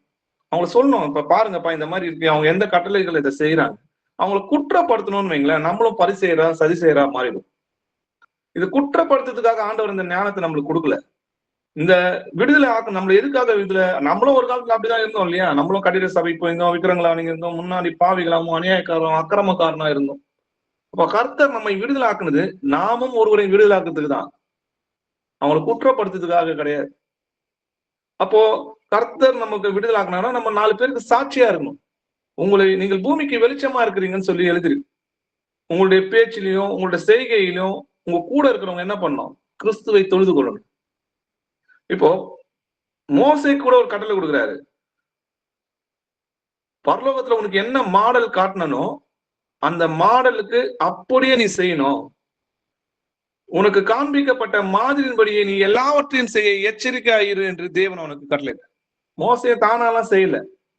ஆண்டவர் அவனுக்கு பரலோகத்துல எந்த மாடலை காட்டினாரோ அப்படியே பூலோகத்துல என்ன பண்ண, அந்த சாயலுக்கு நிழலா இதை செய்யின்னு சொன்னார். அததான் மோசையும் செஞ்சார். என் வசனத்தோட உன்னை கூட்டாதேன்றார். சரி, அப்படி கூட்டினா என்ன நடக்கும்? அந்த கேள்வியை கேட்டு பார்க்கணும் இல்லையா? லேவியராகமம் 10ஆம் அதிகாரம் 1-2 வசனங்கள் வாசிக்கலாம். பின்பு ஆரோனின் குமாரராகிய நாதாபும் அபியூவும் தன் தன் தூப கலசத்தை எடுத்து அவைகளில் அக்கினியையும் அதன் மேல் தூப வர்க்கத்தையும் போட்டு கர்த்தர் தங்களுக்கு கட்டளையிடாத அந்நிய அக்கினியை அவருடைய சந்நிதியில் கொண்டு வந்தார்கள். அப்பொழுது அக்கினி கர்த்தருடைய சந்நிதியிலிருந்து புறப்பட்டு அவர்களை பட்சித்தது.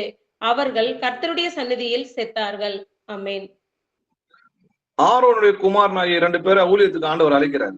அப்போ கர்த்தர் அவங்களுக்கு கட்டளை கொடுக்குறாரு, நியாயப்பிரமாணத்தை கொடுத்து இந்த மாதிரிதான் செய்யணும்பா அப்படின்றாரு. ஆனா கர்த்தர் தங்களுக்கு கட்டளையிடாத அந்நிய அக்கினின்னா வேற கட்டளை, ஆண்டவர் சொல்லாத ஒண்ணு என்ன பண்றாங்க, அவங்க கூட்டுறாங்க. அப்போ கர்த்தருடைய சந்நிதியில கொண்டு வந்தாங்க. அப்போது அக்கினி கர்த்தருடைய சந்நிதியிலிருந்து புறப்பட்டு அவர்களை பட்சித்து அவர்கள் அந்த சந்நிதியிலே செத்து போனாங்க. கட்டளை பெற்று நீங்க தான் ஊழியம் செய்யணும்னு சொல்லி கட்டளை கொடுத்த கர்த்தர் அந்த கட்டளை மீறும் போது அவங்களை கொன்று போட்டார். அப்போ கர்த்தர் கட்டளையிடாத அக்கினி அங்க கொண்டு வந்தாங்க. இன்னைக்கு இதேதான் செய்யறாங்க. குருடனுக்கு குருடன் வழிகாட்டினா எல்லோரும் என்ன பண்ணுவாங்க, இருவரும் குழியில விழுவாங்க. இன்னைக்கு அவருக்கு குருடனா இருந்து அநேக சகோதர சகோதரிகளை குருடாக்கி கொண்டு வருகிறாங்க. நீங்க பூமிக்கு வெளிச்சமா இருக்கிறீங்கன்னு சொல்லி எழுதியிருக்குதே, நீங்க பூமிக்கு உப்பா இருக்கிறீங்கன்னு சொல்லி எழுதியிருக்குதே. அப்போ எப்படியாவது அவங்கள ரட்சிக்கணும்ன்ற அந்த இருதயம் நம்மளுக்கு இருக்கணும். ஆண்டவர் இத்தனை வசனங்களும் நமக்கு எதுக்காக சொல்லி கொடுக்குறாரு? அதை அவங்களுக்கு சொல்லி சத்தியத்துல வழி நடத்துறதுக்காக தான் கர்த்தர் நமக்கு கற்பிக்கிறார் இல்லையா? சரி, இப்போ ஒரு புறஜாதியார் தேவாலயத்துல போக முடியுமான்னு கேட்டீங்கன்னா, புறஜாதியன் அந்நியன் வாஸ்தலத்துக்குள்ள பிரவேசித்தா இல்ல தேவாலயத்துல பிரவேசித்தா அவனை கல்லெறிஞ்சு கொள்ளணும்னு சொல்லி நியாயப்பிரமாணத்துல கட்டளை இருக்கு. அத புதிய ஏற்பாட்டிலையும் சில வசனங்களை நம்ம தெரிஞ்சுக்கலாம்.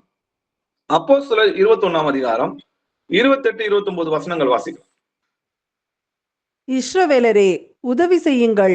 நம்முடைய ஜனத்திற்கும் வேத பிரமாணத்திற்கும் இந்த ஸ்தலத்திற்கும் விரோதமாக எங்கும் எல்லாருக்கும் போதித்து வருகிறவன் இவன்தான். இந்த தேவாலயத்திற்குள்ளே கிரேக்கரையும் கூட்டிக் கொண்டு வந்து இந்த பரிசுத்த ஸ்தலத்தை தீட்டுப்படுத்தினான் என்று சத்தமிட்டார்கள். எபேசியனாகிய துரோபீமு என்பவன் முன்னே நகரத்தில் பவுலுடனே கூட இருக்கிறதை கண்டிருந்தபடியால் பவுல் அவனை தேவாலயத்தில் கூட்டிக் கொண்டு வந்திருப்பான் என்று நினைத்தார்கள். ஆமீன். அப்போ இந்த தேவாலயத்துக்குள்ளே கிரேக்கரை கூட்டிக் கொண்டு வந்து இந்த பரிசுத்த ஸ்தலத்தை தீட்டுப்படுத்திருப்பான்னு சொல்லிதான் பவுல அடிக்கிறதுக்கு போறாங்க. அப்போ ஒரு அந்நியன், அதாவது ஒரு புறஜாதி தேவாலயத்துக்குள்ள போலாமான்னா போக முடியாது. அப்படி போனா தீட்டு. அப்படி நம்ம தீட்டுப்பட்டவர்களாதான் இருந்தோம். ஆனா கர்த்தர் பாத்தீங்கன்னா நம்மளை நீதிமானாக்குனார். அவருடைய ரத்தத்தினால நம்ம இயேசு கிறிஸ்து நாமத்தினாலும் தேவனுடைய ஆவியினாலும் கழுவப்பட்டீங்க, பரிசுத்தமாக்கப்பட்டீங்க, நீதிமானாக்கப்பட்டீங்கன்னு சொல்லி எழுதிருக்கு. அப்போ நம்ம இருதிருத்தாரை ஒன்றாக்குனார்னு சொல்லி எழுதிருக்கு. அப்போ தேவாலயம் ஒண்ணு இருந்துச்சுன்னா நம்ம திரும்பவும் நியாயப்பிரமாண கிரியைக்கு நம்ம அடிமையாகும். அதனால ஆண்டவர் என்ன சொன்னார், இந்த ஆலயத்தை இடித்து போடுங்க, 3 நாளைக்குள்ள எழுப்புவேன்னு சொன்னார் இல்லையா? அவரோ தம்முடைய சரீரமாக ஆலயத்தை குறித்து பேசினார்ன்றதை நம்ம பார்க்கிறோம். அப்போ அவருடைய சரீரம்னா என்னன்னு பாத்தீங்கன்னா சபையை தான் அவரோட சரீரம். சரீரமாகிய சபைக்கு அவரை எல்லாவற்றுக்கும் மேலாக தலையாக தந்தருள்னார்னு சொல்லி எழுதிருக்கு. அப்போ ஒரே சரீரமா இருக்க ஒருவருக்கு ஒரு நம்மளா எப்படி இருக்கிறோம், அவயங்களா இருக்கிறோம். நம்ம எல்லாம் சேர்ந்தாதான் கிறிஸ்துவோட அவயங்களா இருக்கிறோம்னு சொல்லி எழுதிருக்கு. நீங்க தான் தேவனுடைய ஆலயமா இருக்கிறீங்கன்னு ஆண்டவர் சொல்றாரு. நீங்கள் தேவனுடைய ஆலயமா இருக்கிறீர்கள் என்றும் தேவனுடைய ஆவி உங்களுக்குள் வாசமா இருக்கிறது என்றும் அறியாது இருக்கிறீங்களான்னு கேட்கிறாரு.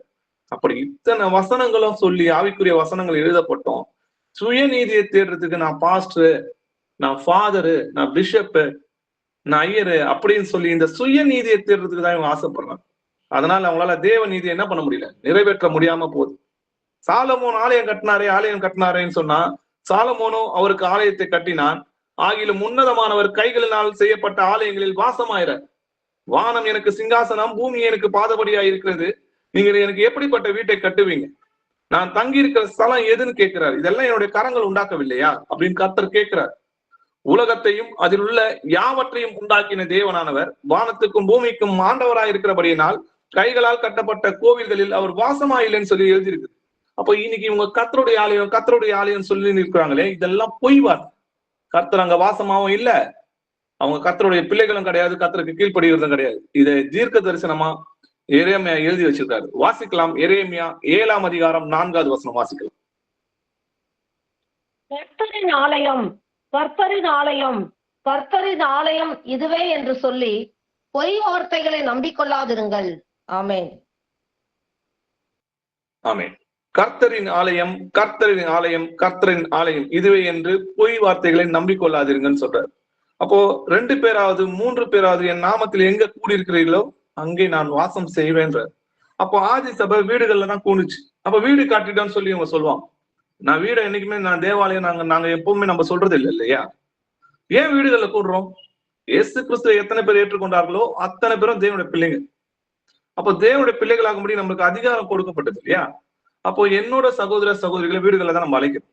அப்போ மாம்சத்துல பிறக்கிற சகோதர சகோதரிகளை நம்ம வீட்டுல அழைக்கும் போது ஆவியில பிறந்த நாம் ஒருவருக்கு வீடுகள்ல கூடி நம்ம ஒரே அவயங்களாகவும் ஒரே குடும்பத்தாரா இருக்கிறோம்னு சொல்லி வேதத்துல எழுது. அதனாலதான் வீடுகள்ல கூடுறோம். வீடு ஆலயம் இல்ல, நாங்க கூடுகைக்கு ஆண்டவர் கட்டளையின்படி நாங்க கூடி வருது. அவருடைய வீடுகளிலே கூடுகிற சபையை வாழ்த்துங்கள்னு சொல்லி எழுது. ஆக்கில்லாவும் கிறிஸ்கில்லாவும் தங்கள் வீட்டிலே கூடி வருகிற சபையோட கூட வாழ்த்து. ஆதி சபை எல்லாமே வீடுகள்ல தான் கூடுச்சு இல்லையா?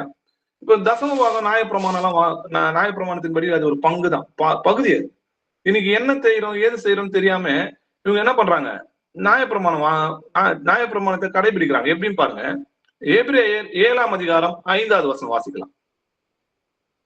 லேவியின் புத்திரரில் ஆசாரியத்துவத்தை அடைகிறவர்களும் ஆபிரகாமின் அறையிலிருந்து வந்த தங்கள் சகோதரரான ஜனங்களின் கையிலே நியாய பிரமாணத்தின்படி தசமபாகம் வாங்குகிறதற்கு கட்டளை பெற்றிருக்கிறார்கள். ஆமென். அப்போ நியாய பிரமாணத்தின்படி தசமபாகம் வாங்குறதுக்கு யாருக்கு கட்டளை கொடுத்திருக்காரு ஆண்டவர்? லேவி கோத்திரம் தான். சரி, நம்ம ஆவிக்குரிய இஸ்ரவேலர் தான். அதுல எப்படி அந்த கோத்திரம் இவங்க கண்டுபிடிச்சாங்க இவங்கதான் லேவி கோத்திரம்னு? ஏன்னா நல்லா புரிஞ்சுங்க, இஸ்ரவேலுக்கு 12 கோத்திரம். அதுல லேவி கோத்திரம் மட்டும்தான் ஆசாரிய ஊழியம் செய்யணும். மீதி இருக்கிற 11 கோத்திரத்திலையும் ராஜாக்கள் ஆக முடியும். மீதி இருக்கிற அவங்க ஆசாரிய ஊழியம் செய்ய முடியாது. அதே போல லேவி கோத்திரம் ராஜாவா ஆக முடியாது. இதுதான் நியாயப்பிரமாணத்துல கட்டளையா இருந்தது. அப்போ லேவி கோத்திரம் மட்டும்தான் இஸ்ரவேல் ஜனங்கிட்டே தசமபாகம் வாங்க முடியும். ஆனா இன்னைக்கு இவங்கெல்லாம் லேவி புத்திரரா?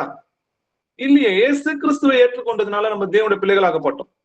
அது இல்லாம இஸ்ரவேல் ஜனங்களுக்கு தான் கொடுக்கப்பட்டது. இவங்க என்ன பண்ணுவாங்க பாத்தீங்கன்னா, மல்கியால ஒரு வசனம் இருக்கு இல்லையா? மனுஷன் தேவனை வஞ்சிக்கலாமா? நீங்களோ என்னை வஞ்சிக்கிறீர்கள். எதனால் உண்மை வஞ்சிக்கிறோம் என்பதில் தசம பாகத்திலும் காணிக்கையினும் தானே. நீங்கள் சபிக்கப்பட்டவங்க தசம பாகம் கொடுக்கலனா அப்படின்னு சொல்லி மல்கியாகிற வசனத்தை காட்டி இந்த ஜனங்களோட பணத்தை பறிப்பாங்க. ஆனா மல்கியா 1ஆம் அதிகாரம் 1வது வசனம் நீங்க பாத்தீங்கன்னா, மல்கியாவை கொண்டு கர்த்தர் இஸ்ரவேலுக்கு சொன்ன பாரம் சொல்லி எழுதியிருக்கு. இது புற ஜாதியார்கள் நமக்கு கிடையாது. கர்த்தர் சிலுவையின் மரணத்துல நம்ம பாவத்திலிருந்து அடிமைத்தனத்திலிருந்து மீட்டு கொண்டாருன்னு எழுதியிருக்கு. அப்போ தசம பாகம் லேவியர் தான் வாங்கணும் இன்னைக்கு. ஏன்னா ஆசாரிய ஊழியம் அவங்க தான் செய்யணும். இன்னைக்கு நீங்களும் நானும் 2 பேருமே எல்லாருமே எத்தனை பேர் இயேசு கிறிஸ்துவை ஏற்றுக்கொண்டார்களோ அத்தனை பேரும் ஆசாரியர்கள். வாசிக்கலாம். 1 பேதுரு 2ஆம் அதிகாரம் 9வது வசனம் வாசிக்கலாம். நீங்களோ உங்களை அந்தகாரத்தினின்று தம்முடைய ஆச்சரியமான ஒளியினிடத்திற்கு வரவழைத்தவருடைய புண்ணியங்களை அறிவிக்கும்படி தெரிந்து கொள்ளப்பட்ட சந்ததியாயும் ராஜரிகமான ஆசாரிய கூட்டமாயும் பரிசுத்த ஜாதியாயும் அவருக்கு சொந்தமான ஜனமாயும் இருக்கிறீர்கள். ஆமென். அப்ப இயேசு கிறிஸ்துவை ஏற்றுக்கொண்ட எத்தனை பேரோ நீங்க எல்லாருமே தெரிந்து கொள்ளப்பட்ட சந்ததியாயும் ராஜரீகமான ஆசாரிய கூட்டமாயும் பரிசுத்த ஜாதியாயும் அவருக்கு சொந்தமான ஜனமாவும் இருக்கிறோம். அப்போ ராஜரீக ஆசாரிய கூட்டம். நானும் ஆசாரிய கூட்டத்துல நான் ஒருவனா இருக்கிறேன், நீங்களும் ஆசாரிய கூட்டத்துல ஒருவனா இருக்கிறீங்க. இதுல யாருக்கு தசமபாகம் கொடுக்கணும்? இவங்க என்ன சொல்லுவாங்க பாத்தீங்கன்னா, மெல்கிசேதேக்கு ஆபிரகாம் கொடுத்தாரே. அப்போ மெல்கிசேதேக்கு ஆபிரகாம் கொடுக்கும்போது நீங்க பாத்தீங்கன்னா, மெல்கிசேதேக்கு முறைப்படி ஆசாரியனா மெல்கிசேதேக்கு இருந்தார். ஆனா ஆபிரகாம் மெல்கிசேதேக் முறைப்படி ஆசாரியனா இல்ல, அதனால கொடுத்தாரு. ஆனா இன்னைக்கு நீங்களும் நானும் மெல்கிசேதேக்கின் முறைமையின்படி ஆசாரியரா இருக்கிறோம்.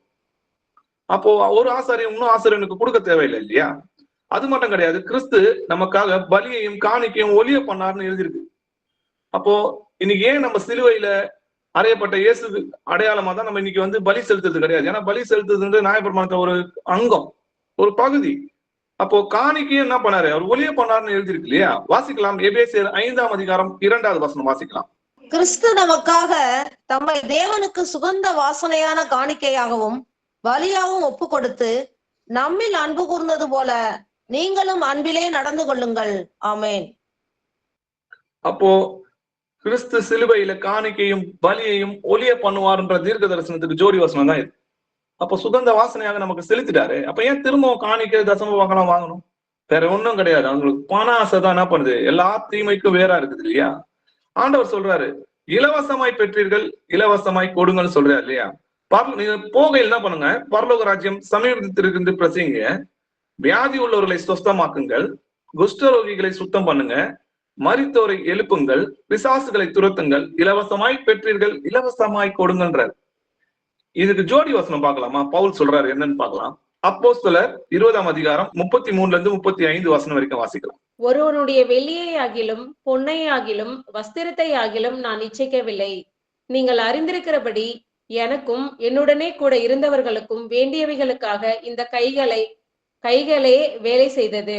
இப்படி பிரயாசப்பட்டு பலவீனரை தாங்கவும் வாங்குகிறதை பார்க்கிலும் கொடுக்கிறதே பாக்கியம் என்று கர்த்தராகிய இயேசு சொன்ன வார்த்தைகளை நினைக்கவும் வேண்டும் என்று எல்லா விதத்திலேயும் உங்களுக்கு காண்பித்தேன் என்றான். ஆமென். ஆமென். அப்போ வாங்குவதை காட்டிலும் கொடுப்பதே பாக்கியம் சொல்லி கர்த்தர் சொன்னார்னா எப்போ சொன்னார்? இலவசமாய் பெற்றீர்கள், இலவசமாய் கொடுங்கன்னு சொன்னார். பாத்தீங்களா? அததான் பவுல் மேற்கோள் காட்டுறாரு. எங்களுக்கு தேவையானதை எங்க கைகள்னால வேலை செஞ்சு பாடுபட்டு தான் நாங்க சாப்பிட்டோம். வேலை செய்யாதவன் சாப்பிடக்கூடாதுன்னு சொல்லி எழுதி. ஆனா இன்னைக்கு அவங்க வேலைக்கெல்லாம் போறது கிடையாது. உட்கார்ந்து கொடுக்குற எல்லா காசுலயும் அவங்க என்ன பண்றாங்க, அவங்க பணக்காரனா ஆகினே வராங்க, ஏழைகளை ஏழையாக்கி கொண்டு ஒரு ஏழை விதவை கூட விடுறது. ஆனா ஜனங்களுக்கு மனம் திரும்புதலை அளிக்கத்தக்கதாக நம்ம சாந்தமா அவங்களுக்கு உபதேசம் பண்ணணும் இல்லையா? உங்களிடத்தில் உள்ள தேவனுடைய மந்தையை நீங்கள் மேய்த்து கட்டாயமாக அல்ல, மனப்பூர்வமாயும் அவலட்சணமான ஆதாயத்திற்காக அல்லன்னு சொல்லி எழுதிருக்கு. உற்சாக மனதோடும் சுதந்திரத்தை இருமாப்பாய் ஆளுகிறவர்களாக அல்ல, மந்தைக்கு மாதிரியாகவும் கண்காணிப்பு செய்யுங்கள்னு சொல்லி எழுதி. இப்போ அநீதியான உலக பொருட்களுக்காக தேவனை நம்ம தேடக்கூடாது. அநீதியான உலக பொருட்களால சிநேகிதர்களை சம்பாதிங்கன்னு தான் கர்த்தர் சொல்லியிருக்கிறார். தேவனால நீ போய் அநீதியான பொருட்களை சம்பாதிங்கன்னு சொல்ல. அவர்கள் தேவனுடைய கட்டளைகளுக்கு மீறி நடக்கிறவங்க. இவங்க என்ன பண்ணுவாங்க பாத்தீங்கன்னா, மனுஷரால ரபி ரபி என்று அழைக்கப்படுத்த விரும்புறாங்க. பாஸ்டர், ரெவரண்ட், ஃபாதர், ஐயரு இப்படிதான் அவங்களை கூப்பிடணும். பிரதர்னு கூப்பிட்டா கோவப்படும். ஆனா கர்த்தர் சொல்றாரு, நீங்க அந்த மாதிரி அழைக்கிறதுக்கு விரும்பப்படாதீங்க. நீங்களோ ரபி என்று அழைக்கப்படாதீங்க. கிறிஸ்து ஒருவரே உங்களுக்கு போதகரா இருக்கிறார். நீங்கள் எல்லோரும் சகோதர சகோதரிகளா இருக்கு. நீங்களும் நானும் சகோதர சகோதரன் தான். அதனாலதான் நம்ம சகோதரருக்கு ஒப்பாய் அவர் மனுஷனா பிறக்க வேண்டியதா இருந்ததுன்னு சொல்லி எழுதிருக்கு. ஆனா இன்னைக்கு தான் பேசுறது என்ன, தான் செய்கிறது என்னன்னே தெரியாம நியாயப்பிரமாண போதகரா இருக்கதான் அவங்க விரும்புறாங்க. வாசிக்கலாம். 1 தீமோத்தேயு 1ஆம் அதிகாரம் 7வது வசனம் வாசிக்கலாம். தாங்கள் சொல்லுகிறது இன்னதென்றும் தாங்கள் சாதிக்கிறது இன்னதென்றும் அறியாதிருந்தும் நியாயப்பிரமாண போதகராயிருக்க விரும்புகிறார்கள். தான் சொல்கிறது என்னதுன்னு தெரியாது, தான் சாதிக்கிறது என்னன்னு தெரியாது, தன்னை தேவ ஊழிக்காரன் மாதிரி காட்டிட்டு சுயநீதியை தேடிக்கிட்டு நியாயப்பிரமாண போதகரா இருக்கதான் அவங்களுக்கு விருப்பம். இந்த ஜனங்களும் பாத்தீங்கன்னா தங்கள் சுய இச்சைக்கேற்ற போதகர்களையும் தேடிக்கொள்றாங்க. உங்களுக்கு ஆசீர்வாதம் சொல்லி முதல்ல இவர்களை பண ஆசை உள்ளவர்களாக்கி அவங்களை வஞ்சித்து அந்த பண ஆசையை அவங்களுக்கு சாதகமாக்கி கொள்றாங்க. நம்ம ஜாக்கிரதையா இருக்கணும். அநேகர் உங்களை வஞ்சிப்பாங்கன்னு சொல்லி கர்த்தர் முன்னதாகவே நம்மளுக்கு எச்சரிக்கிறார் இல்லையா? கலாத்தியர் 2ஆம் அதிகாரம் 4வது வசனம் வாசிக்கலாம். கிறிஸ்து இயேசுவுக்குள் நமக்கு உண்டான சுயாதீனத்தை உளவு பார்த்து நம்மை நியாயப்பிரமாணத்திற்கு அடிமைகளாக்கும் பொருட்டாக பக்க வழியாய் நுழைந்த கள்ள சகோதரர் நிமித்தம் அப்படி ஆயிற்று. ஆமென். கிறிஸ்து இயேசுக்குள் நமக்கு உண்டான சுயாதீனத்தை உளவு பார்த்து நம்மள என்ன பண்றாங்களா, நம்மை நியாய பிரமாணத்திற்கு அடிமையாகும் பொருட்டு. அதுதான் அவங்க கட்டிட சர்ச்சையை கட்டி வச்சிருக்காங்க. பக்க வழியாய் நுழைந்த கள்ள சகோதரர், இவங்களெல்லாம் பார்த்து கள்ள சகோதரன் சொல்லி வேதத்துல எழுதிருக்கு. அதனால ஜாக்கிரதையா இருக்கும். அவங்களுடைய பாரம்பரிய கேட்டா சொல்லுவாங்க, நாங்க எங்க தாத்தா காலத்துல இருந்து நாங்க போயிட்டு இருக்கோம். ஏன் அவங்க பரம்பரையில இருந்து கூட போட்டோம். இதெல்லாம் ஆதி சபையில கிடையவே கிடையாது. இதெல்லாம் கிபி ஒரு 300 வருஷத்துக்கு அப்புறம் தான் இந்த தேவாலயம் எல்லாம் கட்டப்பட்டது. ஆதி சபை பரிசுத்தமா வீடுகள்ல தான் கூடி இருக்குது. இந்த தசமபாகம், காணிக்கை இதெல்லாம் இல்லாம அன்பினாலே ஒருவருக்கு ஒருவர் ஊழியம் செஞ்சு ஒருவரின் தன்னிலும் மேன்மை உள்ளவர்களாக எண்ணி ஒருவருக்கு ஒருவர் கீழ்ப்படிந்தது கிறிஸ்துவோட ஆவியை பெற்று சமாதானத்தோட நடப்பெற்று நடந்தது. அவர்கள் ஜெயிப்பவர்களாகவும் புறப்பட்டாங்கன்னு சொல்லி எழுதி பிலிப்பியர் 3ஆம் அதிகாரம் 17-19 வசனங்கள் வரைக்கும் வாசிக்கலாம். சகோதரரே, நீங்கள் என்னோட கூட பின்பற்றுகிறவர்களாகி நாங்கள் உங்களுக்கு வழிகாட்டுகிறபடி நடக்கிறவர்களை மாதிரியாக நோக்குங்கள். ஏனெனில் அநேகர் வேறு விதமாய் நடக்கிறார்கள். அவர்கள் கிறிஸ்துவின் சிலுவைக்கு பகைஞர் என்று உங்களுக்கு அநேகரம் சொன்னேன். இப்பொழுது கண்ணீரோடும் சொல்லுகிறேன். அவர்களுடைய முடிவு அழிவு, அவர்களுடைய தேவன் வயிறு, அவர்களுடைய மகிமை அவர்களுடைய லட்சையே. அவர்கள் பூமிக்கு அடுத்தவைகளை சிந்திக்கிறார்கள். ஆமேன். ஆமேன். நீங்கள் என்னோட கூட என்ன பண்ணுங்க, கிறிஸ்துவை பின்பற்றுறது போல என்னோட பின்பற்றுங்க, நாங்கள் உங்களுக்கு வழிகாட்டுகிற மாதிரிபடி நடங்கன்னு சொல்றாரு. ஆனா அநேகர் எப்படி நடக்கிறாங்களாம்? வேறு விதமாய் நடக்கிறாங்களாம். அவங்க எப்படிப்பட்டவங்க? இயேசு கிறிஸ்துவின் சிலுவைக்கு பகைந்தன்னு சொல்லி எழுதிருக்கு. அப்போ எதுல இருந்தெல்லாம் நம்மளை மீட்டு கொண்டு விடுதலாக்குனாரோ அதுல இருந்து திரும்பவும் உங்களை அந்த அடிமைத்தனத்திற்கு உட்பட்டு உங்களை கிறிஸ்துவோட கிருபையில இருந்து விழுந்து போக செய்யறாங்க இல்லையா? அப்போ சிலுவையின் மரணத்தினால கர்த்தர் அவ்வளவு பாடுகளை சகித்து நம்மை ரட்சித்து அந்த அன்பை விட்டு விலக செய்து சுயநீதியை தேட செய்யறாங்க இல்லையா? ரொம்ப ஜாக்கிரதையா இருக்கணும்னு சொல்லி ஆண்டவர் சொல்றாரு. அவர்களுடைய முடிவு அழிவு. அப்போ அவர்களோட நம்ம இருந்தோம்னா அவர்களுக்கு என்ன தண்டனை கிடைக்குதோ அதே தான் நமக்கும் கிடைக்கும் இல்லையா? அவருடைய தேவன் வயிறுன்னு சொல்லி எழுதியிருக்கு. அவங்க மகிமை லட்சையே அவங்க என்ன பண்ணாங்களாம்? பூமிக்குரியர்களை சிந்திக்கிறாங்க. அதனாலதான் கர்த்தர் ஆசீர்வதிக்கிறார்னு சொல்லி இன்னும் அநேக பண ஆசைகளை உங்களுக்கு என்ன பண்றாங்க? ஜனங்களுக்கு விதைத்து இவர்களும் பண ஆசை உள்ளவர்களா இருந்து அந்த பண ஆசைனால இவங்க என்ன பண்றாங்க? ஆதாயம் தேடி கொள்றாங்க இல்லையா? அப்போ ஆண்டவர் என்ன சொல்றாரு? இவங்களுக்கு 2-3 தடவை சொல்லுப்பா, அதுக்கப்புறம் என்ன பண்ணு, இவனை விட்டு விலகுன்றாரு. வாசிக்கலாம். தீத்து 3ஆம் அதிகாரம் 9-10 வசனங்கள் வாசிக்கலாம். புத்தியீனமான தர்க்கங்களையும் வம்ச வரலாறுகளையும் சண்டைகளையும் நியாய பிரமாணத்தை குறித்து உண்டாகுகிற வாக்குவாதங்களையும் விட்டு விலகு. அவைகள் அப்பிரயோஜனமும் வீணுமாயிருக்கும். வேத புரட்டனாய் இருக்கிற ஒருவனுக்கு நீ 2 தரம் புத்தி சொன்ன பின்பு அவனை விட்டு விலகு. ஆமே. அப்போ நம்ம என்ன பண்ணோம்? நியாயப்பிரமாணத்துக்கு அடிமையா இருக்கிற சில பேர்கள் கிட்ட போய் அவனோட தந்திரத்துல பிடிபட்டிருக்கிற பிசாசோட தந்திரத்துல பிடிக்கப்பட்டிருக்கிறவங்க அவங்க மயக்கம் தெரியுதாக்க நம்ம என்ன பண்ணோம்? சாந்தமா சொல்லணும். அப்ப அங்க வாக்குவாதம் நடக்குதுன்னு பாக்குறீங்களா? வாக்குவாதம் பண்ணுகிறது நம்ம சபைகள்ல கிடையாது. நம்ம வாக்குவாதம் பண்றதுக்காக கர்த்தர் நம்மளை அழைக்கல இல்லையா? அப்ப வேத புரட்டாளனுக்கு ஒருவனுக்கு நீ என்ன பண்ணணும்? 1-2 முறை புத்தி சொல்லுப்பா, அதுக்கப்புறம் என்ன பண்ணு, அவனை விட்டு விலகுன்னு சொல்லி நம்முடைய கர்த்தர் சொல்ற. அப்போ அவங்களுக்கு 2 முறை பதில் சொல்றோம், விலக்கி சொல்றோம். அப்போ கீழ்ப்படியாம வாக்குவாதம் நடக்குதுன்னா ஆண்டவர் சொல்றாரு அவங்களை விட்டு விலகுன்னு. அப்போ அவங்களை விட்டு விலகிட்டு நம்ம என்ன பண்ணோம்? இன்னும் அநேக பேர் இருக்கிறாங்க சொல்ல வேண்டியது. அதனால அவங்களுக்கு போய் நம்ம சொல்லலாம் இல்லையா? கிறிஸ்து நியாயப்பிரமாணத்தின் முடிவா இருக்கிறார் அப்படின்றத நம்ம புரிஞ்சுக்கணும். வாசிக்கலாம். ரோமர் 10ஆம் அதிகாரம் 4வது வசனம் வாசிக்கலாம். விசுவாசிக்கிற எவனுக்கும் நீதி உண்டாகும்படியாக கிறிஸ்து நியாயப்பிரமாணத்தின் முடிவாய் இருக்கிறார். ஆமென். ஆமென். விசுவாசிக்கிற எவனுக்கும் நீதி உண்டாகும்படி கிறிஸ்து நியாயப்பிரமாணத்தின் முடிவா இருக்கிறார். அப்போ விசுவாசிக்கிற நமக்கு நியாயப்பிரமாணம் முடிஞ்சிருச்சு. நமக்கு நியாயப்பிரமாணம் அடிமை கிடையாது. நம்ம அதுல இருந்து விடுதலாக்கப்பட்டிருக்கோம். நம்ம நியாயப்பிரமாணத்தை கடைபிடிக்கணும்னு அவசியம் கிடையாது. கிறிஸ்து நியாயப்பிரமாணத்தின் முடிவா இருக்கிறார். அப்போ கர்த்தர் தான் நியாயப்பிரமாணத்தின் முடிவா இருக்கிறார். எப்படி? இப்போ நியாயப்பிரமாணமானது வரப்போகிற நன்மைகளின் பொருளாயிராமல் அவைகளின் நிழலாய் மாத்திரம் இருக்குது. அப்போ என்னன்னு பாத்தீங்கன்னா நியாயப்பிரமாணத்துல பண்டிகை இருக்குது. இப்போ 7 பண்டிகை. அதுல கர்த்தர் முதல் வருகையில 4 பண்டிகைகளை நிறைவேற்றினார். இன்னும் 3 பண்டிகை இருக்குது. அதை கர்த்தர் தான் நியாயப்பிரமாணத்தை நிறைவேற்றுவார். அப்போ இதெல்லாம் நம்மள போய் பண்ணணுமான்னு கேட்டா நம்ம செய்யக்கூடாது. வாசிக்கலாம். கொலேசியர் 2ஆம் அதிகாரம் 16-17 வசனங்கள் வாசிக்கலாம். ஆகையால் போஜனத்தையும் பானத்தையும் குறித்தாவது பண்டிகை நாளையும் மாத பிறப்பையும் ஓய்வு நாட்களையும் குறித்தாவது ஒருவனும் உங்களை குற்றப்படுத்தாதிருப்பானாக. அவைகள் வரும் காரியங்களுக்கு நிழலாய் இருக்கிறது. அவைகளின் பொருள் கிறிஸ்துவை பற்றினது. ஆமென். ஆகையால் போஜனத்தையும் பானத்தை குறித்தாவது பண்டிகை நாளையும் மாத பிறப்பையும் ஓய்வு நாளை குறித்தும் ஒருவன் உங்களை குற்றப்படுத்தாதிருப்பானாக. அவைகள் வருங்காலங்களுக்கு நிழலா இருக்குதான். அவைகளின் பொருள் கிறிஸ்துவை பற்றுது. அப்ப வருங்காலம்னா அதை கிறிஸ்து தான் நிறைவேற்ற போறாரு. அதை அவர் தான் முடிக்க போறாரு. இதை நம்மள முடிக்க சொல்லி கர்த்தர் சொல்ல இல்லையா? அப்ப போஜனம் இயேசு கிறிஸ்து சொல்றாரு, நான் தான் வானத்திலிருந்து இறங்கி வந்த அப்போ. பானத்தை குறித்தாது இது அநேகருக்காக சிந்தப்படுகிற என்னுடைய ரத்தம் சொன்னாரு. பண்டிகை ஆண்டவர் அந்த பண்டிகை எல்லாத்தையும் அவர் தான் நிறைவேற்றினாரு. நாளையும் மாத பிறப்பையும் அமாவாசைன்னு சொல்லுவாங்க இல்லையா? மாத பிறப்புனா மாதத்தோட முதல் நாள். அப்போ கர்த்தர் வருகிறது எப்பன்னு பாத்தீங்கன்னா எக்கால பண்டிகையில 7ஆம் மாதம் 1ஆம் நாள்னு சொல்லி எழுது. ஓய்வு நாள்ன்றது 1000 வருஷ அரசாட்சியை குறிக்குது. இப்படி இது எல்லாமே கர்த்தர் வந்து செய்ய போறாரு. அவைகள் வருங்காலங்களுக்கு நிழலா இருக்குது. அவர் தான் கிறிஸ்துவ தான் நியாயப்பிரமாணத்தின் முடிவா இருக்கிறாரு. உங்களையும் என்னையும் அதை செய்ய சொல்லல. அப்போ கர்த்தர் நியாயப்பிரமாணத்தின் முடிவா இருந்து விசுவாசிக்கிற யாவருக்கும், விசுவாசிக்கிற எவனுக்கும் நீதி உண்டாகும்படி கிறிஸ்து நியாயப்பிரமாணத்தின் முடிவா இருக்கிறார். நம்மள அதை மீட்டு கொண்டார். இனி போய் அதை நான் திரும்பவும் செய்யறேன்னு சொன்னா கிறிஸ்துவோட கிருபையிலிருந்து விழுந்து போயிட்டுன்னு அர்த்தம். எபிரேயர் 8ஆம் அதிகாரம் 13வது வசனம் வாசிக்கலாம். புது உடன்படிக்கை என்று அவர் சொல்லுகிறதினாலே முந்தினதை பழமையாக்கினார். பழமையானது நாள் பட்டதுமாய் இருக்கிறது, உருவழிந்து போக காலம் சமீபித்திருக்கிறது. புது உடன்படிக்கை என்று அவர் சொல்லி இருக்கிறதுனாலே முந்தினவைகள் என்ன ஆச்சா பழமையாக்கிட்டார். அதை போய் நம்ம செய்யணும்னு அவசியம் கிடையாது. பழமையானது நாள் பட்டதுமா இருக்குது, ஊர்வழிந்து போகிற காலம் சமீபத்தா இருக்குன்னா நியாயப்பிரமாணத்தை முடிக்க போறாரு. அவரோட வருகை சமீபமா இருக்குதுன்னு அர்த்தம். ஏன்னா அவர் வந்துதான் நியாயப்பிரமாணத்தை என்ன பண்ணுவாரு, முடிப்பார்.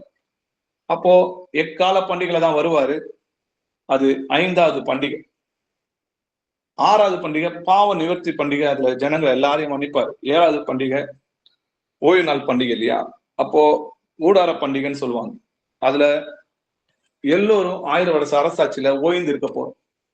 தேவன் படைத்து 6 நாள் உலகத்தை உண்டாக்கி 7வது நாள் ஓய்ந்து இருந்தாரு. அது போல நாமும் 7வது நாள்ல ஓய்ந்து இருப்போம். இது எல்லாமே கிறிஸ்துவோட நிழலா இருக்குது. நிஜம் நம்மளுடைய கர்த்தர் தான். நம்ம நிஜத்தை நோக்கி ஓடாம நிழலை மாத்திரம் நம்ம பின்தொடர்வோமானால் கிறிஸ்துவோட கிருபையிலிருந்து விழுந்து போயிடும். அப்போ நியாயப்பிரமாணம் நீதி உள்ளது, பரிசுத்தம் உள்ளது. அதை கிரியினால தேடாம, சுயநீதினால தேடாம, விசுவாசத்தினாலே நம்ம நிலைநிறுத்துக்கிறோம். அப்போ நியாயப்பிரமாணம் பரிசுத்தம் உள்ளதான். கர்த்தர் முன்னாடி சொன்ன கட்டளைகளும் இப்ப சொல்ற கட்டளைகள் எல்லாமே தேவ ஆவியினால் அருளப்பட்டது. அதை சுயநீதினால தேடாம ஒருவருக்கு ஒருவர் மனத்தாழ்மையா தேவ நீதியை அணிந்து கொண்டு விசுவாசத்தை இருதயத்தில் தரித்து கொண்டு தேவனை பரிசுத்தம் பண்ணி அவருடைய உபதேச சட்டங்களுக்கு கீழ்ப்படிந்து மனத்தாழ்மையை அறிந்து கொண்டு ஒருவருக்கு ஒருவர் ஊழியம் செய்வோமானால் நம்முடைய கர்த்தர் வருகிறார். அவருடைய வருகையில நம்ம எதிர்கொண்டு போவோம்.